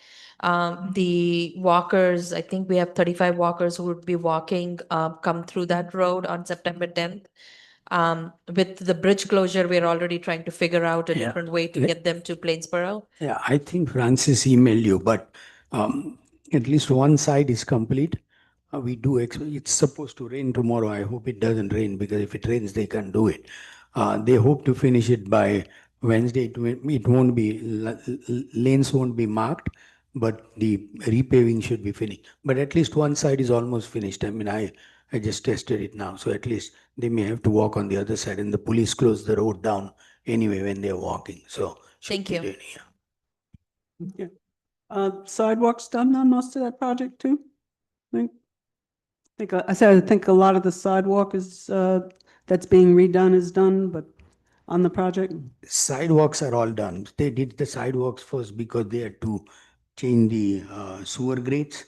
So all the sidewalks, but there are too many people to walk on the sidewalks. I mean, Oh, yeah, not for that. I've seen that. But Yeah. the sidewalk is perfectly fine. It's just the road, one side is still milled, the other side is paved. Now they are coming back. If it doesn't rain tomorrow, then they will hopefully finish tomorrow, if not day after. They do start at 7:30. They don't block the route till 9. They do start at 7:30, and when I came home 6:30, they were still working. So they do put long hours. Yeah, and you can jar your teeth a little driving on that, yes. And I've spoken with one of the officers there because I live in that area. So if all goes well, then should be done by Thursday. But The walkers walk through on Wednesday afternoon, so just wanted to make sure it's safe for them to walk. Yeah, at least one side should be ready, definitely. Thank you. Allison, I think you went. Did you have anything more? Oh, you know what? I forgot to add to welcome Alexis Smith to the meeting in place of our attorney, Mike Herbert from Parker McKay. Thank you, and welcome. We don't have any public hearings, so can we get into the consent agenda? Okay, that would be bills and claims. Does anyone want to pull any of the bills or claims? Nope. Can I get a motion to approve? So moved. Second. Roll call, please. Gawes? Yes. Chevers? Yes. Weiss? Yes. Whitfield? Yes. Mandel? Yes. And recommendations from administration and council clerk? Okay, 2025-R182, authorizing the mayor and clerk to execute a professional services agreement with Edgewood Partners Center, doing business as Epic Insurance Brokers and Consultants of Jersey City, New Jersey, as health insurance benefits consultant, $40,000. 2025-R183, revising the cash management plan authorization for West Windsor Township by adding four-leaf Federal Credit Union. 2025-R184, authorizing the refund of property tax overpayment. 2025-R185, authorizing the mayor and clerk to execute the reimbursement agreement with West Winds Homeowners Association for trash and recycling collection and disposal and snow removal costs for 2024. 2025-R186, authorizing the business administrator to purchase one model year 2025 Chevrolet Colorado pickup truck with factory options from Mark Anthony Chevrolet, Inc., doing business as Pellegrino Chevrolet under Educational Services Commission of New Jersey, ESCNJ Cooperative Pricing System number 65 MCES bid number ESCNJ number 23-24-11, $41,210. 2025-R187, authorizing the full release of a performance bond for street opening permit number 2025-21 to Hans Lindblad. 2025-R188, authorizing the mayor and clerk to execute an easement modification agreement for 18 Sherbrooke Drive. 2025-R189, granting reservation of sewer capacity to Eden Autism Services Foundation, Inc., PB 03-04, Block 37.01, Lot 2. 2025-R190, authorizing the mayor and clerk to execute a professional services agreement with Remington and Vernick Engineers for professional engineering, land surveying, and bid-related services for the annual road improvement program, $121,845. 2025-R191, consenting to the Mercer County Water Quality Management Amendment entitled Mary Run Ponds County Park, Block 29, Lots 5.01 and 6 in West Windsor Township, and Block 1631, Lots 42 and 43 in Hamilton Township, program interest number 435452, activity number AMD 230001. 2025-R192, authorizing the mayor and clerk to execute amendment number 1 to the professional services agreement with Aqualis, formerly doing business as Stormwater Compliance Solutions, LLC, to provide professional stormwater consulting services, $2,500. 2025-R193, authorizing the mayor and clerk to execute amendment number 1 to the professional services agreement with Roberts Engineering Group to provide coring and analysis services for the new Edinburgh Road resurfacing project, $4,220. 2025-R194, authorizing the mayor and clerk to execute a one-year extension of contract with Aquatic Service, Inc. for closing, opening, and seasonal maintenance of the West Windsor Aquatic Complex for the period fall 2025 through Labor Day 2026, $59,750.84. 2025-R195, authorizing the mayor and clerk to execute a right of entry agreement with the West Windsor Parking Authority. Does anybody wish anything pulled from this? Seeing none, can I have a motion to approve? Motion to approve 2025 R182 through 2025 R195. Second? Second. Gawes? Yes. Jeevers? Yes. Weiss? Yes. Whitfield? Yes. Mandel? Yes. Thank you. We've approved that. And now we have an introduction of two ordinances. Okay, 2025-15, an ordinance to amend and supplement the revised general ordinances of the Township of West Windsor, 1999, Chapter 168, Traffic and Parking, Article 2, Traffic Regulations, 168-166, Schedule 11, Speed Limits on Alexander Road. Thank you. Can I get a motion to introduce? So moved. Second. Roll call, please. Gawes? Yes. Jeevers? Yes. Weiss? Yes. Whitfield? Yes. Mandel? Yes.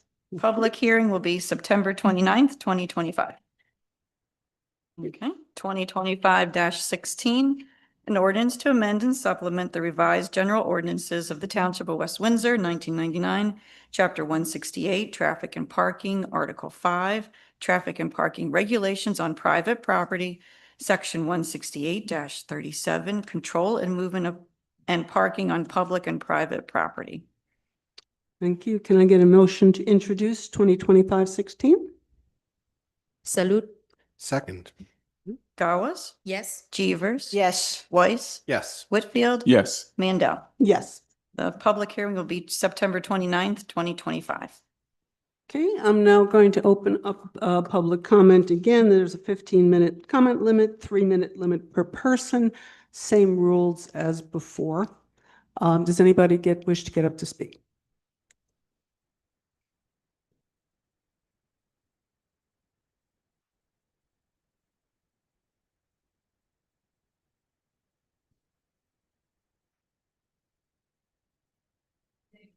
One of our jobs is helping other scouts with projects such as an eco project. And recently I helped one of the scouts to remove an invasive species called the autumn olive, which led me to more extensive research that showed that many invasive plants that are in West Windsor need to be removed as they affect recreation. And one of my proposals is to host a plant exchange program where people in the community can cut down trees and invasive species that get sent to the community, the township, tree commissions, and all that helps raise money for parts of the township too, such as this. Okay, can you possibly put that into an email to us so we would know what the proposal is? Thank you. Thank you. Does anybody else wish to get up to speak?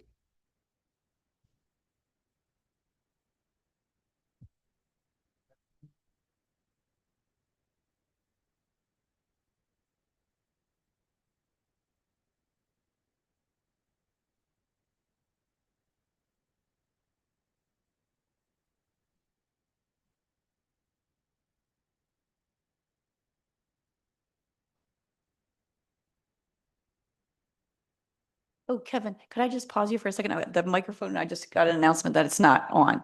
So I'm going to pause your time and give you a minute.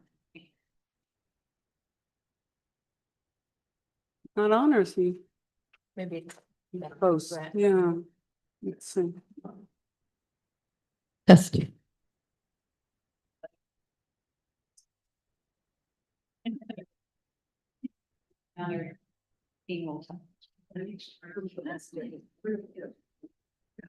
It's your choice if you want to reset your time or you can continue. Yeah. You're fine? It's gonna be. Okay, I think Allison is going to restart the time. yeah. Okay, go ahead, Kevin. All right, start over. It's Kevin Ranallo, 106 Harris Road. Once again, I just want to thank council and the mayor for starting a process of moving forward of reducing the speed limit on Alexander Road in the 30-mile-an-hour section to 25. Other people from Berrien City Association couldn't make it tonight, unfortunately, but I'm sure that they would agree that they're thankful that we're finally moving forward this. It's been a long time coming. Thank you. We look forward to it, hopefully going through. Thank you. And the hearing will be at the next meeting. Thanks. Okay, at this point, does anybody else wish to get up and make public comment, please?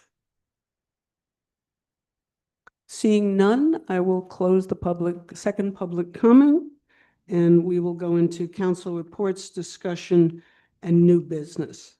I'll go into the new business portion first, and then ask people to give their council reports for their different liaison type activities.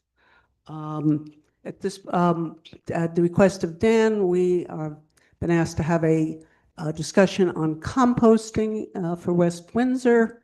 We're not allowed to actually talk about any kind of contract proposals, but we can have a general discussion on various composting ways. Madam President, is Yep. my microphone on? Yeah. Yes. So just want to go off of what you said. I want to preface it. Unfortunately, I sometimes. We speak can't there. hear. You can't hear me? How about now? Yeah. Better? It's a little muffled. Sometimes in my job, I have to be the bearer of bad news, but that's what I'm here for. So what Madam President just mentioned is we can't have a really detailed and granular discussion about it tonight, but a 30,000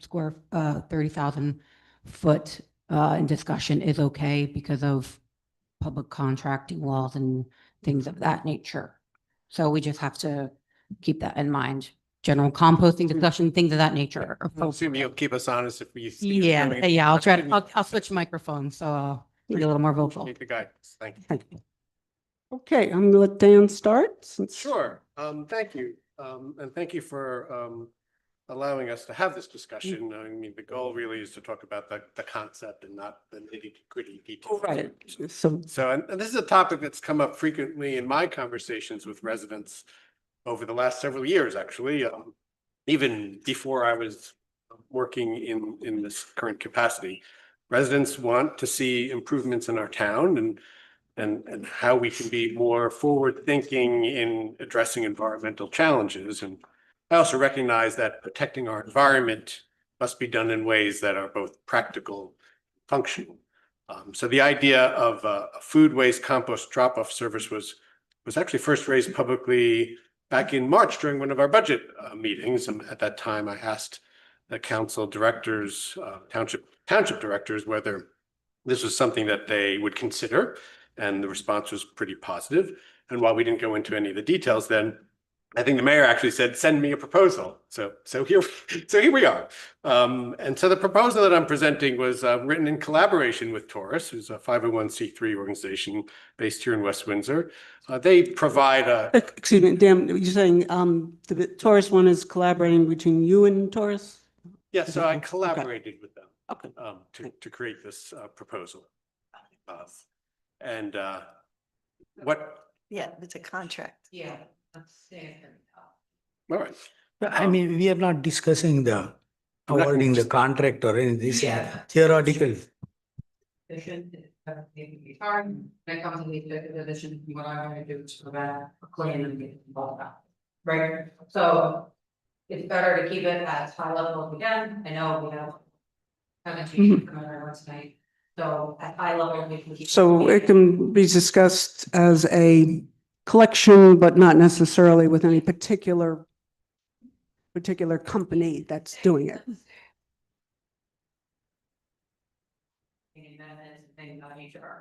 But we could talk about this about the difference between, say, a point collection and a collection where you go door to door and stuff like that, as long as we're not discussing an individual group's proposal. Is that what you're saying? Okay. So there are organizations across New Jersey and within West Windsor that provide services to pick up compost, curbside drop off. There are organizations that allow drop off, say at the farmer's market, where they can do that as well. But I want to emphasize that this proposal is a framework for a compost drop off program. And the proposal is not meant to prescribe every detail of the implementation, but rather really to outline the structure, the key tasks that need to be completed, and a realistic timeframe. The proposal includes financial estimates, education and outreach considerations, rough timelines to kind of guide us to the next step. It's really designed to serve as a roadmap for our discussion and refinement so that we can build a program that meets the needs of our residents while being fiscally and operationally responsible. The proposal was shared with the mayor and administration in April, and I did request for input and collaboration. The administration declined not to engage at that stage, but I think this concept is too important to just leave unexplored. So again, the essence of the proposal is to establish a food waste compost drop-off service for township residents.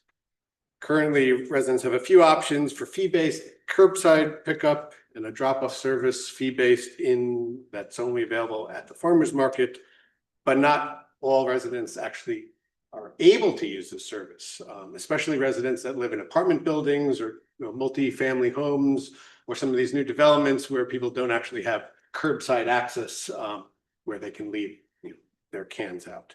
So by providing a drop-off service, basically we're making this capability available to everybody in West Windsor.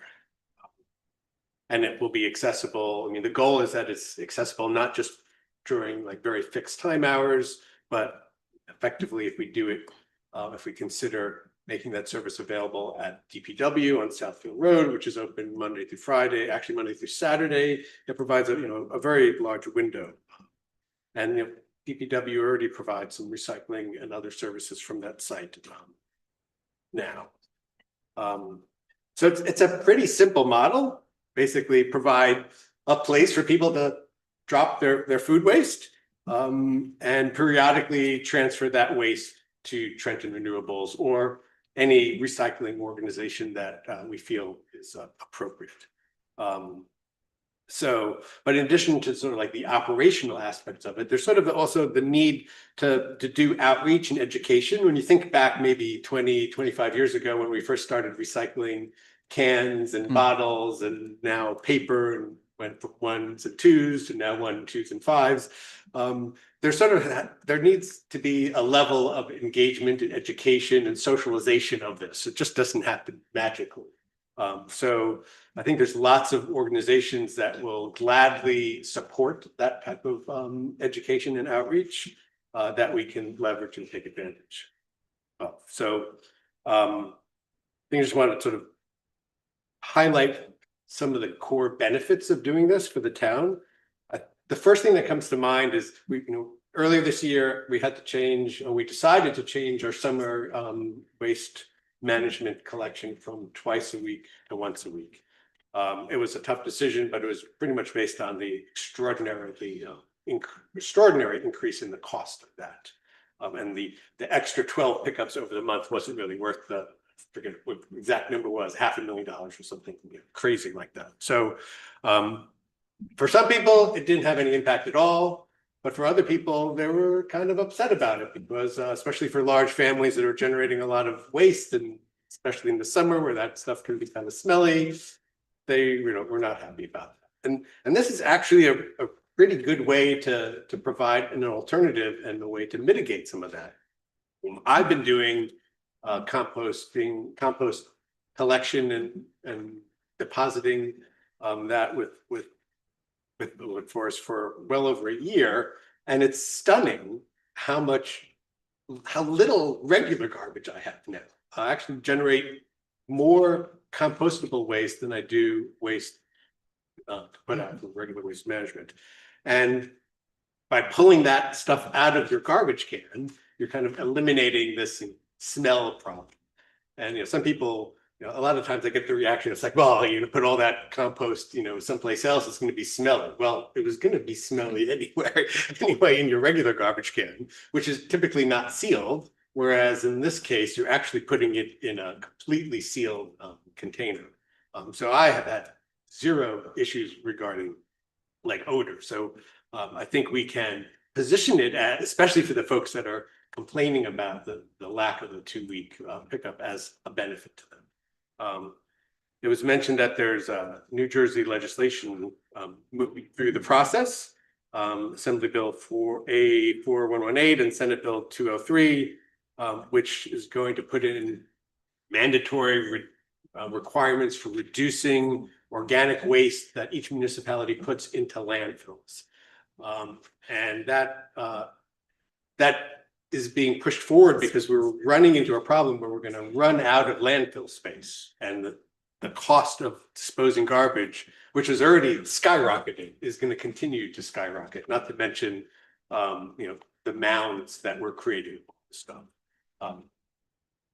Taking all this food waste and compostable garbage out of our landfills and using them to feed a process that generates renewable energy like biogas or premium fertilizer is a sort of a wonderful way to reduce, solve that problem of our landfills. And the state is actually going to be putting that together. I did check with leaders at the state that the bill was introduced by the chair of the environmental agency in the chair. So the likelihood of it moving forward is pretty strong since it's sponsored by the chair. So we can expect to see that in the next year. And so by doing this now, we're kind of positioning ourselves to be ready, if not ahead of the game. We have strong community interest in this, so I think we should. One of the reasons that I have stepped into this role is to be able to sort of raise the voice of what the community is looking for, and I think there's an incredible amount of interest and desire for this. And finally, in your packet, there's 2 letters of support. One is from the Mercer County Improvement Authority, who effectively runs all of recycling for Mercer County. They pointed out how successful Princeton's program is to do this, and that this is really a great way to sort of build a Mercer County network of recycling and renewables. So again, my goal here is to start socializing this idea, getting everybody to think about it more, and getting everybody's support to agree that this is something that we should prioritize as a service to deliver to our township. So with that, love to hear other people's comments and. Okay. I know the administration got mentioned, so I'll give you a look at it if you want. If you want to say, do you have any comments? Oh, I have comments. Oh, I always okay, have and we comments. will have a council discussion, but let me Okay. hear what you're. I mean, I can, Yep. I can make some comments and then wait. When people pass laws, I always tell them, be careful what you're wishing for. I don't know what laws preventing us from discussing it, but it's a good intentions having unintended consequences. I would have loved to discuss exactly what's in there. I don't know which law it is, but it is what it is. Unintended consequences of passing something with very good intentions. So again, I mean, Dan has been after me trying to do this, and I've always told him too many balls in the air, too many things on the plate. So just to first, before I make comments, just to build on something that Martin said in his comments. I mean, I admire you for doing something like this. When I was your age, I could solve complex equations, any complex equation. Never thought of doing either a survey or anything like this. Physics, chemistry, math, I could do anything, but not this. So thanks for doing it. I'm just going to treat it as if you are on Shark Tank. I'm not Mr. Wonderful. I'm a gentle guy, but I can't talk to you because of the council procedures. So I'm going to ask Mr. Weiss some questions. First immediate thought comes to mind is, have you approached restaurants? I mean, they generate 50 times more waste than my home.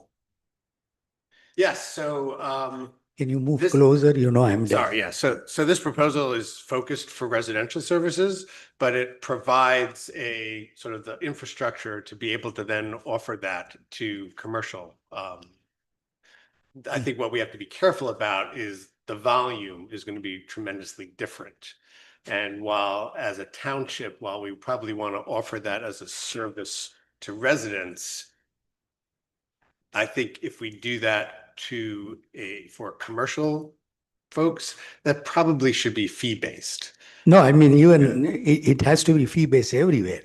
Because as you know, on council member, we max out on spending, right? So if you introduce this program, I mean, one of the things here, it says is there's no personnel cost nobody's going to work for free. I mean, the kids work for free because it's a volunteer service for them. Right. But if I have to find a location, put there. I mean, there has to be somebody to run the program, somebody responsible for doing this. Sure. So there's no personnel cost booked in this. And from the township point of view, whenever you say, okay, we want to hire a body, I mean, I'm talking in business sense. I mean, FTE, whatever word you want to use, full-time employee.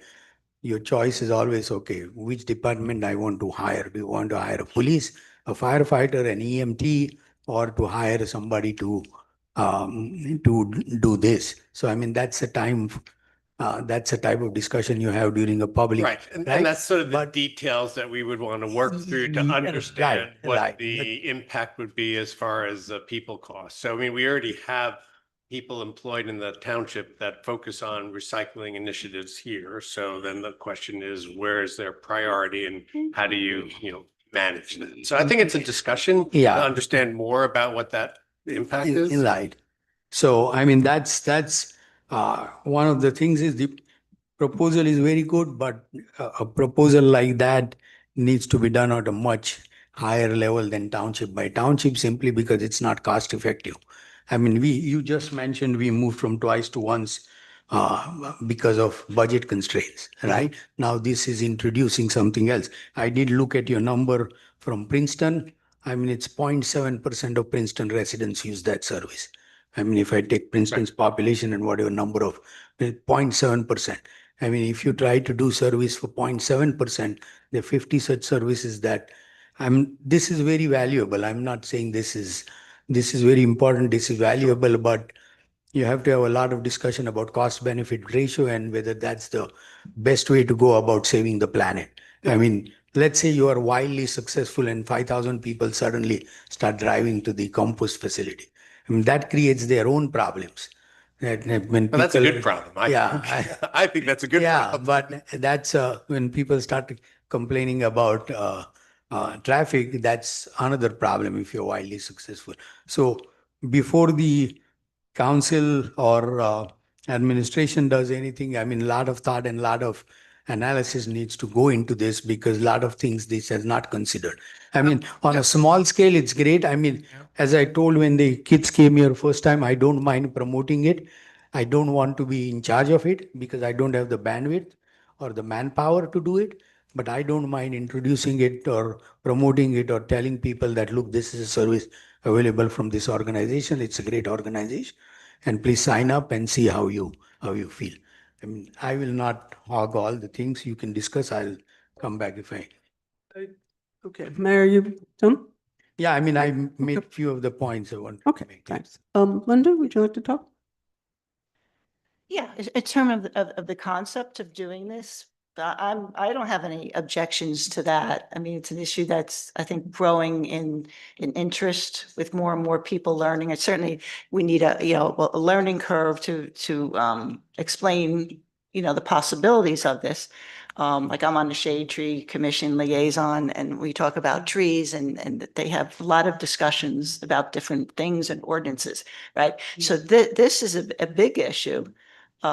That normally I think would go to the Environmental Commission to start, talking about all the things, the education for the public, how would this work? I think there's also contractual issues, whether legally the township has to go out for a request for proposals, RFPs. Do we have to bid this because it's waste pickup?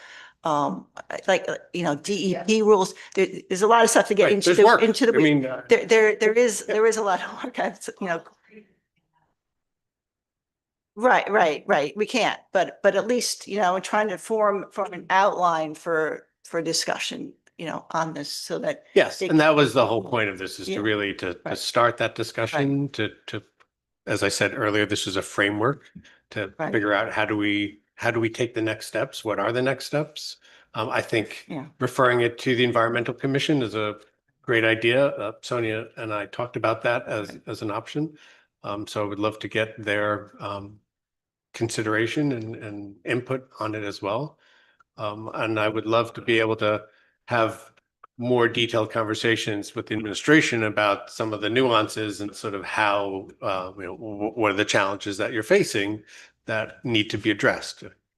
Nothing happens automatically with no effort. So I recognize that there's effort involved in making this happen. My position is, I think it's worth the effort to figure this out and make it happen. I So did let me, that. go ahead. So many words. So let me just chime in very quickly. Very supportive of this. I totally agree with you. I don't want to say at 30,000, so I just want to not get into too many details, but just want to see details. I think there should be a concerted effort to look into this further so that we get the details, the costs and things of that nature. So I'm supportive and I'm ready to look into it and see what we can do, without a doubt. Yep, I'll add to that.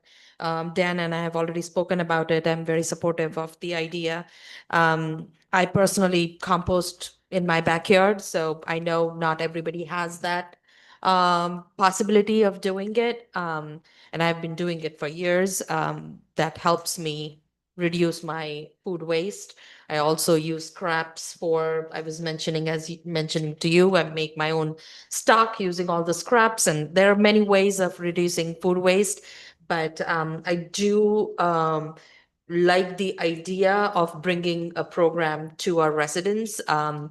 We do need to have a bigger conversation about it and nuances of how to go about it. So if as a council, we need to work on it, we have to figure out what it is and how do we go about that. Is it a county program that we want to approach county and see if county can provide a program? I don't know. That's just a question. Well, I was thinking of writing a resolution if everybody, feels supportive of that, to go to the county, which Executive Dan Benson, County Executive Dan Benson, and the commissioners to say, there's interest in it. It appears that other townships are interested in it. So you have a lot of well, they're doing this, everybody's all over the place.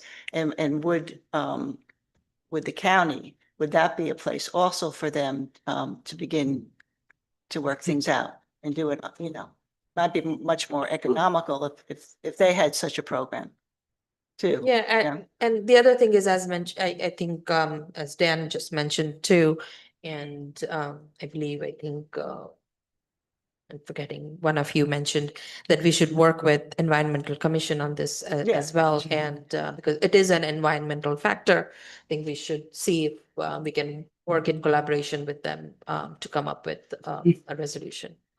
I guess I can talk now.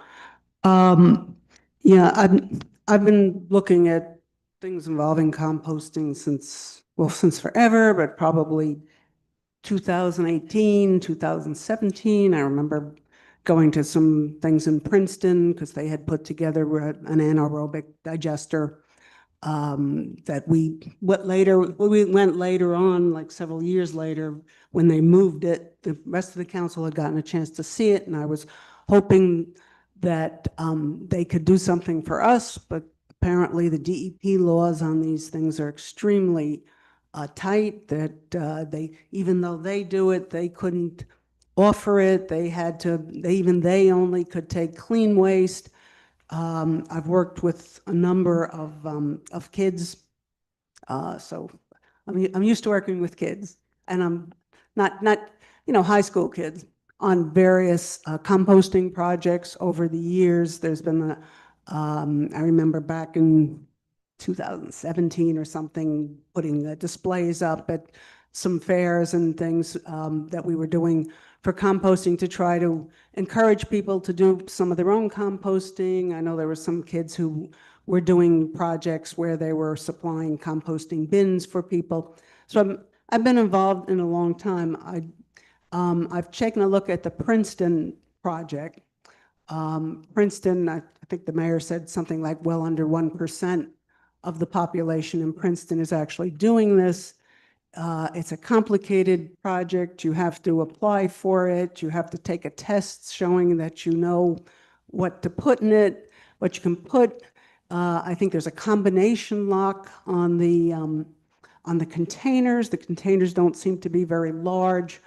And they've got, I forget if it's 100 or 200 families out of the entire of Princeton that are actually doing this. So the actual benefit from it is small.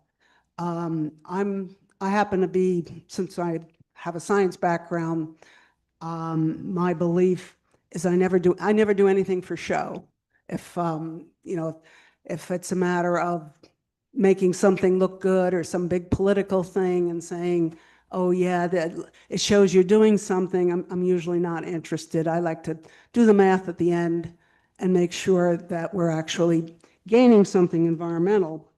And what Princeton did do is they looked at first, which if you go to their website, they did a study and they said, okay, for Princeton, what's the most viable, what's most economical? And they didn't start and say, we're going to do a collection. They started and they said, well, we're going to look at pickup. We're going to look at this. We're going to look at different options. And then we're going to come and we're going to decide what's going to work best for our town. So they didn't get people from other places to come in and write things and say, oh, this is what West Windsor should do. They went and they looked at it and they said, this is what this is what Princeton would work for them. And the project they have now, I don't know how scalable. So one thing, I think there's public support for this. I think I've tried, and I know lots of people have tried to generate more public support for composting. And at this point, I think it's becoming enough of a snowball that just as when we did recycling before the collection trucks came, everybody said, who's going to separate their newspapers? Yeah, there used to be newspapers. Who's going to separate their newspapers from other stuff? And, you know, that you're crazy. And then once it started happening, people were separating and doing this project. And looking at it, helping the environment, I also have to look at a life cycle analysis. What's going to be the best net benefit for the environment? What methodology? And looking, I kind of had almost a nightmare last night thinking of 10,000 households in West Windsor with everybody driving twice a week to a little drop-off spot and trying to fit these things in with trucks moving it in and out.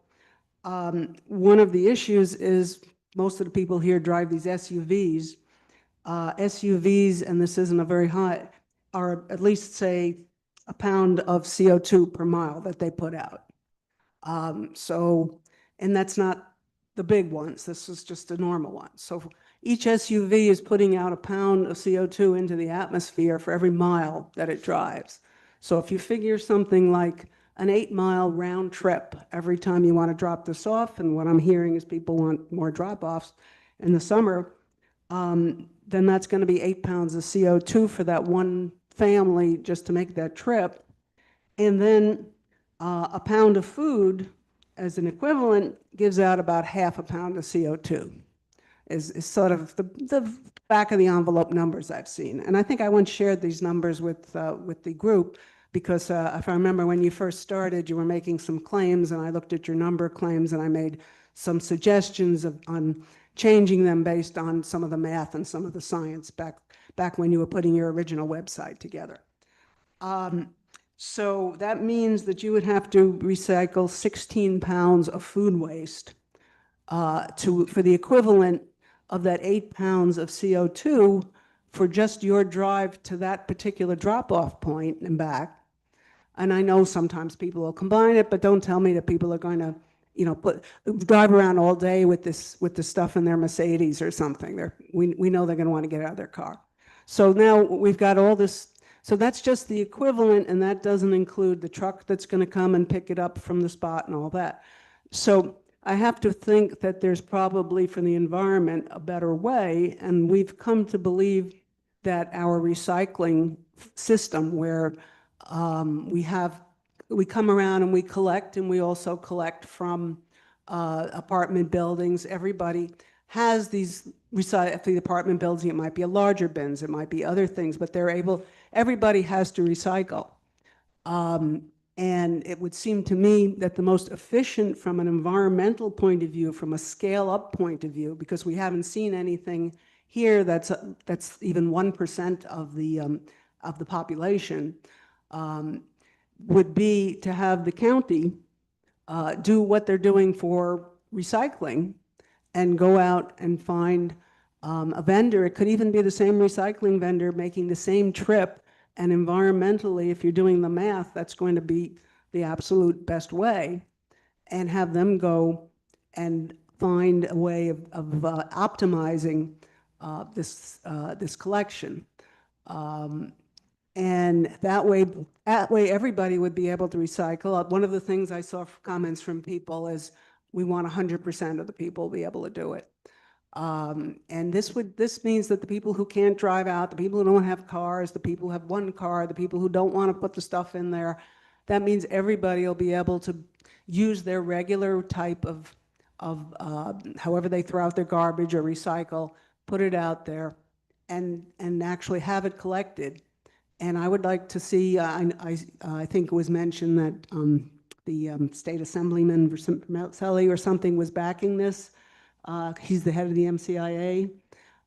So I'm hoping that he's currently looking at this now and looking at a way to have this collected as regular recycling and putting it into different towns. And if we were to do that, he was to do that, I would really like to look at those numbers and see if that's something we can afford. So I would like to go along with the plan of trying to ask the county to come up with a system that works for all these different towns as the most efficient. I admire what Taurus is doing now. They're basically doing that. That's what Taurus is right now doing, this collection.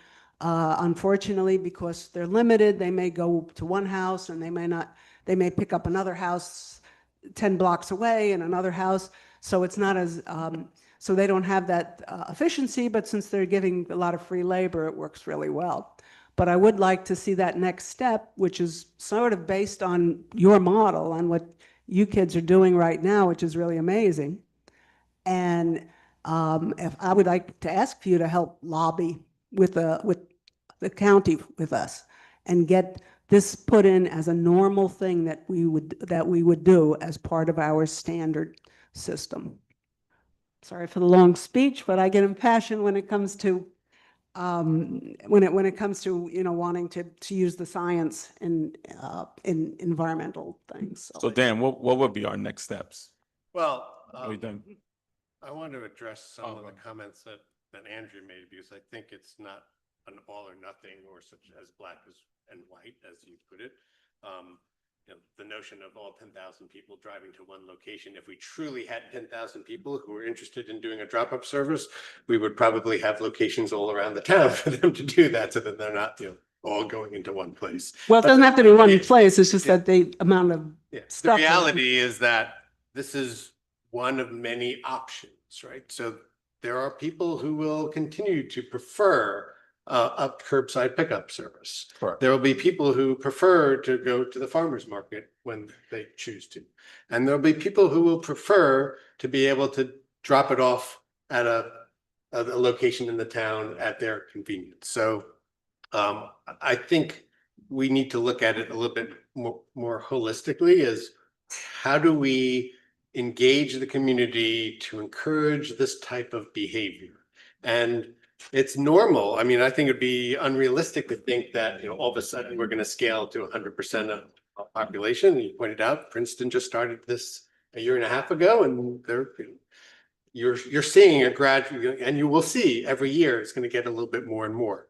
I think that's realistic, and I think that's practical way to approach the problem. I also agree that I think it's a great idea to approach the county to see how they can collaborate, whether it's specifically countywide, or maybe they choose to support a few townships as a pilot program or seed some of this stuff. So I think there are options, and I don't think we should rule out moving forward because of what we perceive to be a problem.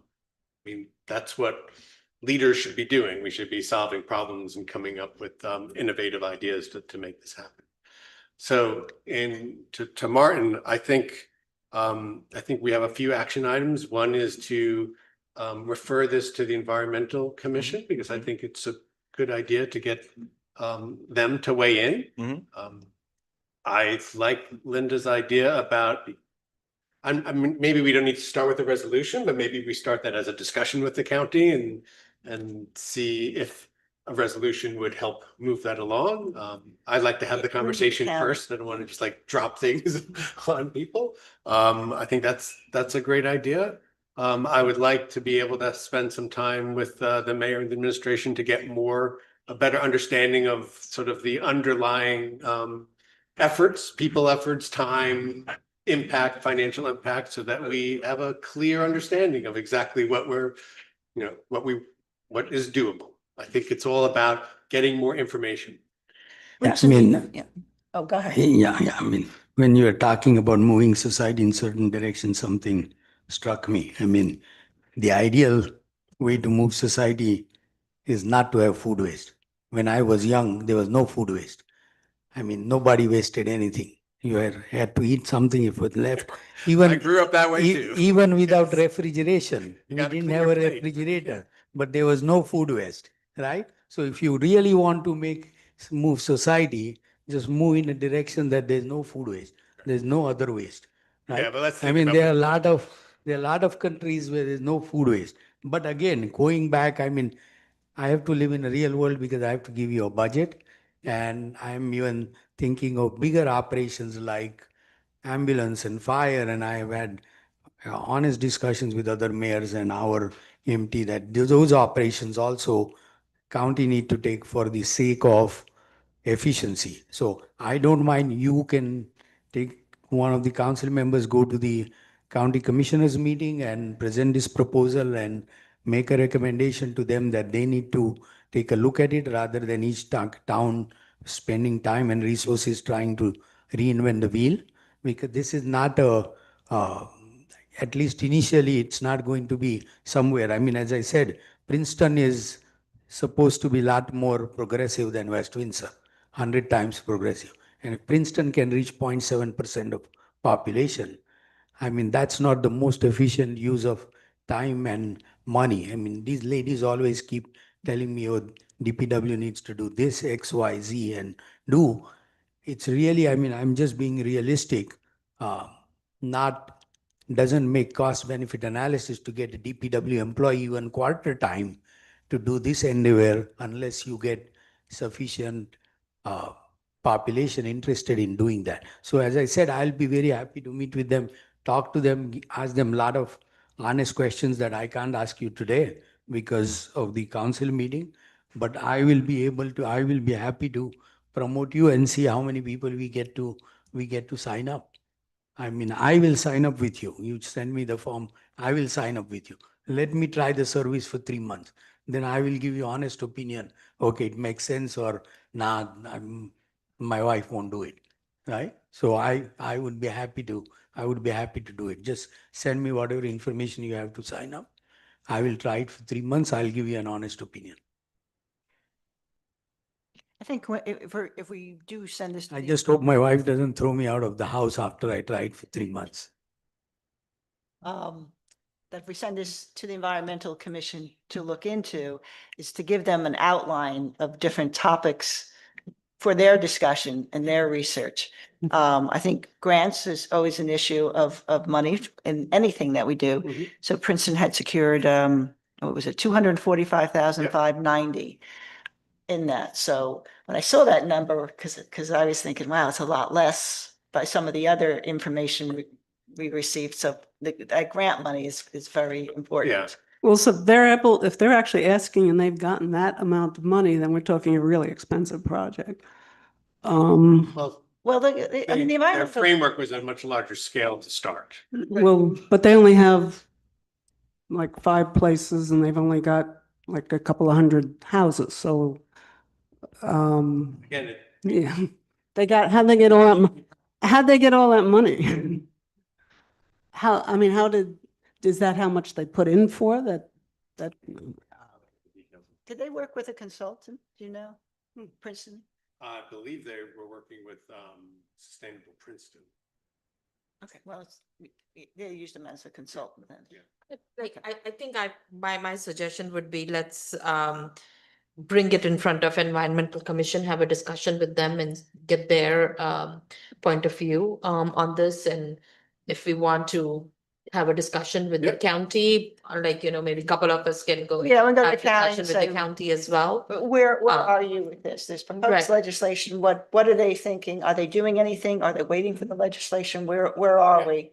And get that feedback and we can expressed we're interested in it, but we're. Yeah, we're interested. I think the public, like, residents are, there is an interest building. I do see tourist cans, like, in my neighborhood and around town. And I see people bringing cans to the farmer's market. So there is an interest. Yeah, and the company that's at the farmer's market, I guess you've got competition, is doing a whole subscription program where they'll pick up the cans from you. I think they charge 6 months is $120 or something, and they'll give you 1 or 2 cans. So I think they're seeing that a lot of people, rather than just pick it up and going back and forth, they want the convenience of somebody coming and picking it up at the house.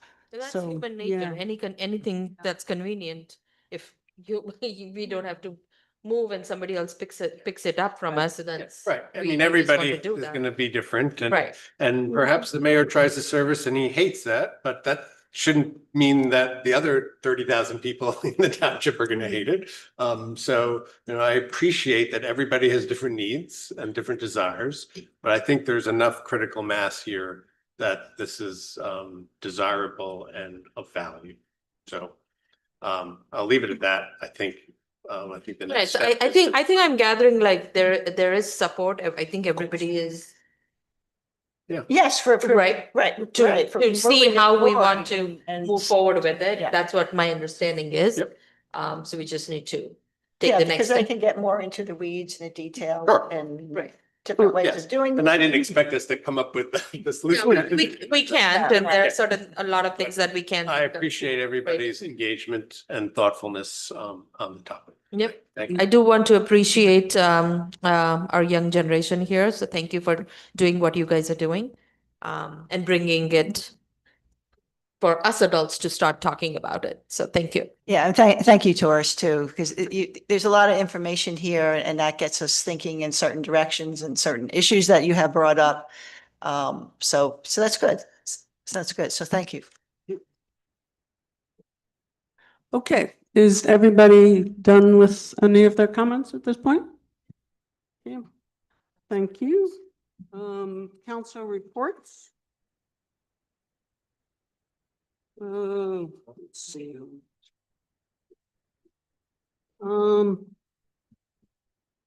Okay, let's just go, Dan, you can go first. Sure. So Board of Ed met on the 26th of August. This was right before the new school year started, so they were ramping up. There was a presentation on some of the new, there was a curriculum and academic report for the 25-26 season. Of note, 27 new courses have been added for middle school and high school students. 2 ones that I'll highlight is at the high school an AAPI studies class, and at the middle school a class called Think Like a Researcher: Inquiry into Action. So that was probably the essence of the Board of Ed meeting. The Parks Commission meeting, which was originally last week, right during the holiday week, was rescheduled. That is this coming Wednesday at 7:30 p.m. That's it. Thank you. Linda? Yeah, Shade Tree Commission met on August 27th. Some of the members may be going to the New Jersey Shade Tree Federation Annual Conference in Atlantic City on October 16th to 17th. The Shade Tree Commission's budget will cover the costs. There were 4 permit applications in August under Chapter 170. So far, it's a total of 49 for the year. Commission had a discussion and made final changes to the Shade Tree Enabling Ordinance. It was voted upon and sent to the administration for review, and then will come to council for review and eventual introduction. Shade Tree Commission will have a table of community day on September 20th. There was also discussion on the damage to the tree plantings installed by the Girl Scouts in the Ellsworth Drive open space. Some residents present commented that there needs to be communication to residents about these types of projects before they are completed when they impact a neighborhood. This way, any feedback can be given to the administration. The commission went into executive session to discuss this matter further as a police report was filed regarding damage to the saplings. The Girl Scouts in attendance were thanked for their 65 hours of hard work towards a silver award. Discussions continued on developing a brand-new ordinance on bamboo regulations. Summer intern was helping gather information on this. The administration is working on any parameters for the bamboo ordinance. That's it. Affordable Housing Committee has not met since we last met, and the month of September meeting was canceled. Parking Authority meets this Wednesday, so I don't have anything to report. Thank you. I do want to wish everybody happy Navratri later this month when the Navratri season starts, and happy Rosh Hashanah to everybody celebrating. Thank you. Martin? Yes, Human Relations will be meeting tomorrow evening. Planning Board met last Wednesday, discussing the application for the new restaurant, Fogo di Chão. Just some details on the restaurant for everybody, for the public. 8,500 square feet, 298 seats inside, 63 seats outside, so there will be outside dining. This restaurant will be built at the Route 1 access and Meadow Road location. Basically was approved, recommendations by the board for this new restaurant with waivers, instructional signs, and proposals. So it's a pretty large restaurant. They'll have ambient music, one-person instrument type of music inside, and in the summertime outside. So the application was approved with the waivers and proposals and recommendations by the board. Thank you. Thank you. And I ate one of those in bed.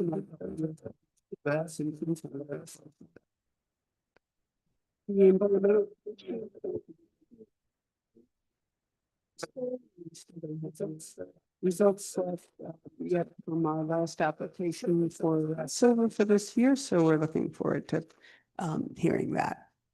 Thank you. The Environmental Commission is meeting on Thursday. We also have the Township That's right. Service. Well, what the Environmental Commission agreed to make their meeting a little bit later, starting at 8 p.m. instead of at 7, in order to, so for people to be able to go to the September 11th ceremony, so people can do both. Okay, do we have any additional administration updates at this point? Marlena? None. None, thank you. I assume nothing else for you, Allison? Nothing from me, no. Okay, we're gonna go into closed session. Shall we do a motion for that? Motion to go into Can I, closed. can I have a motion to go into closed session? Salute. Second. Okay, all in favor? Aye. Yeah, Allison? whereas NJSA 10:4-12 allows for a public body to go into closed session during a public meeting. And whereas the Township Council of the Township of West Windsor has deemed it necessary to go into closed session to discuss certain matters which are exempted from the public. And whereas the regular meeting of this Township Council will reconvene, and whereas the below stated subject matter, which shall be made available at such time as the issues discussed therein are resolved in its disclosure, would not subvert any particular exemption for convening a closed session. Now therefore be resolved that the Township Council of the Township of West Windsor will go into closed session for the following reasons as outlined in NJSA 10:4-12 for the discussion of litigation updates. There will be no further action taken after the closed session. Yeah. So we won't be taking any further action, as Allison just mentioned. And we're going to be going into a closed session for a while, and we're going to come out and essentially adjourn. So thank you for everybody that came. You're of course welcome to wait, but that's up to you. Thanks.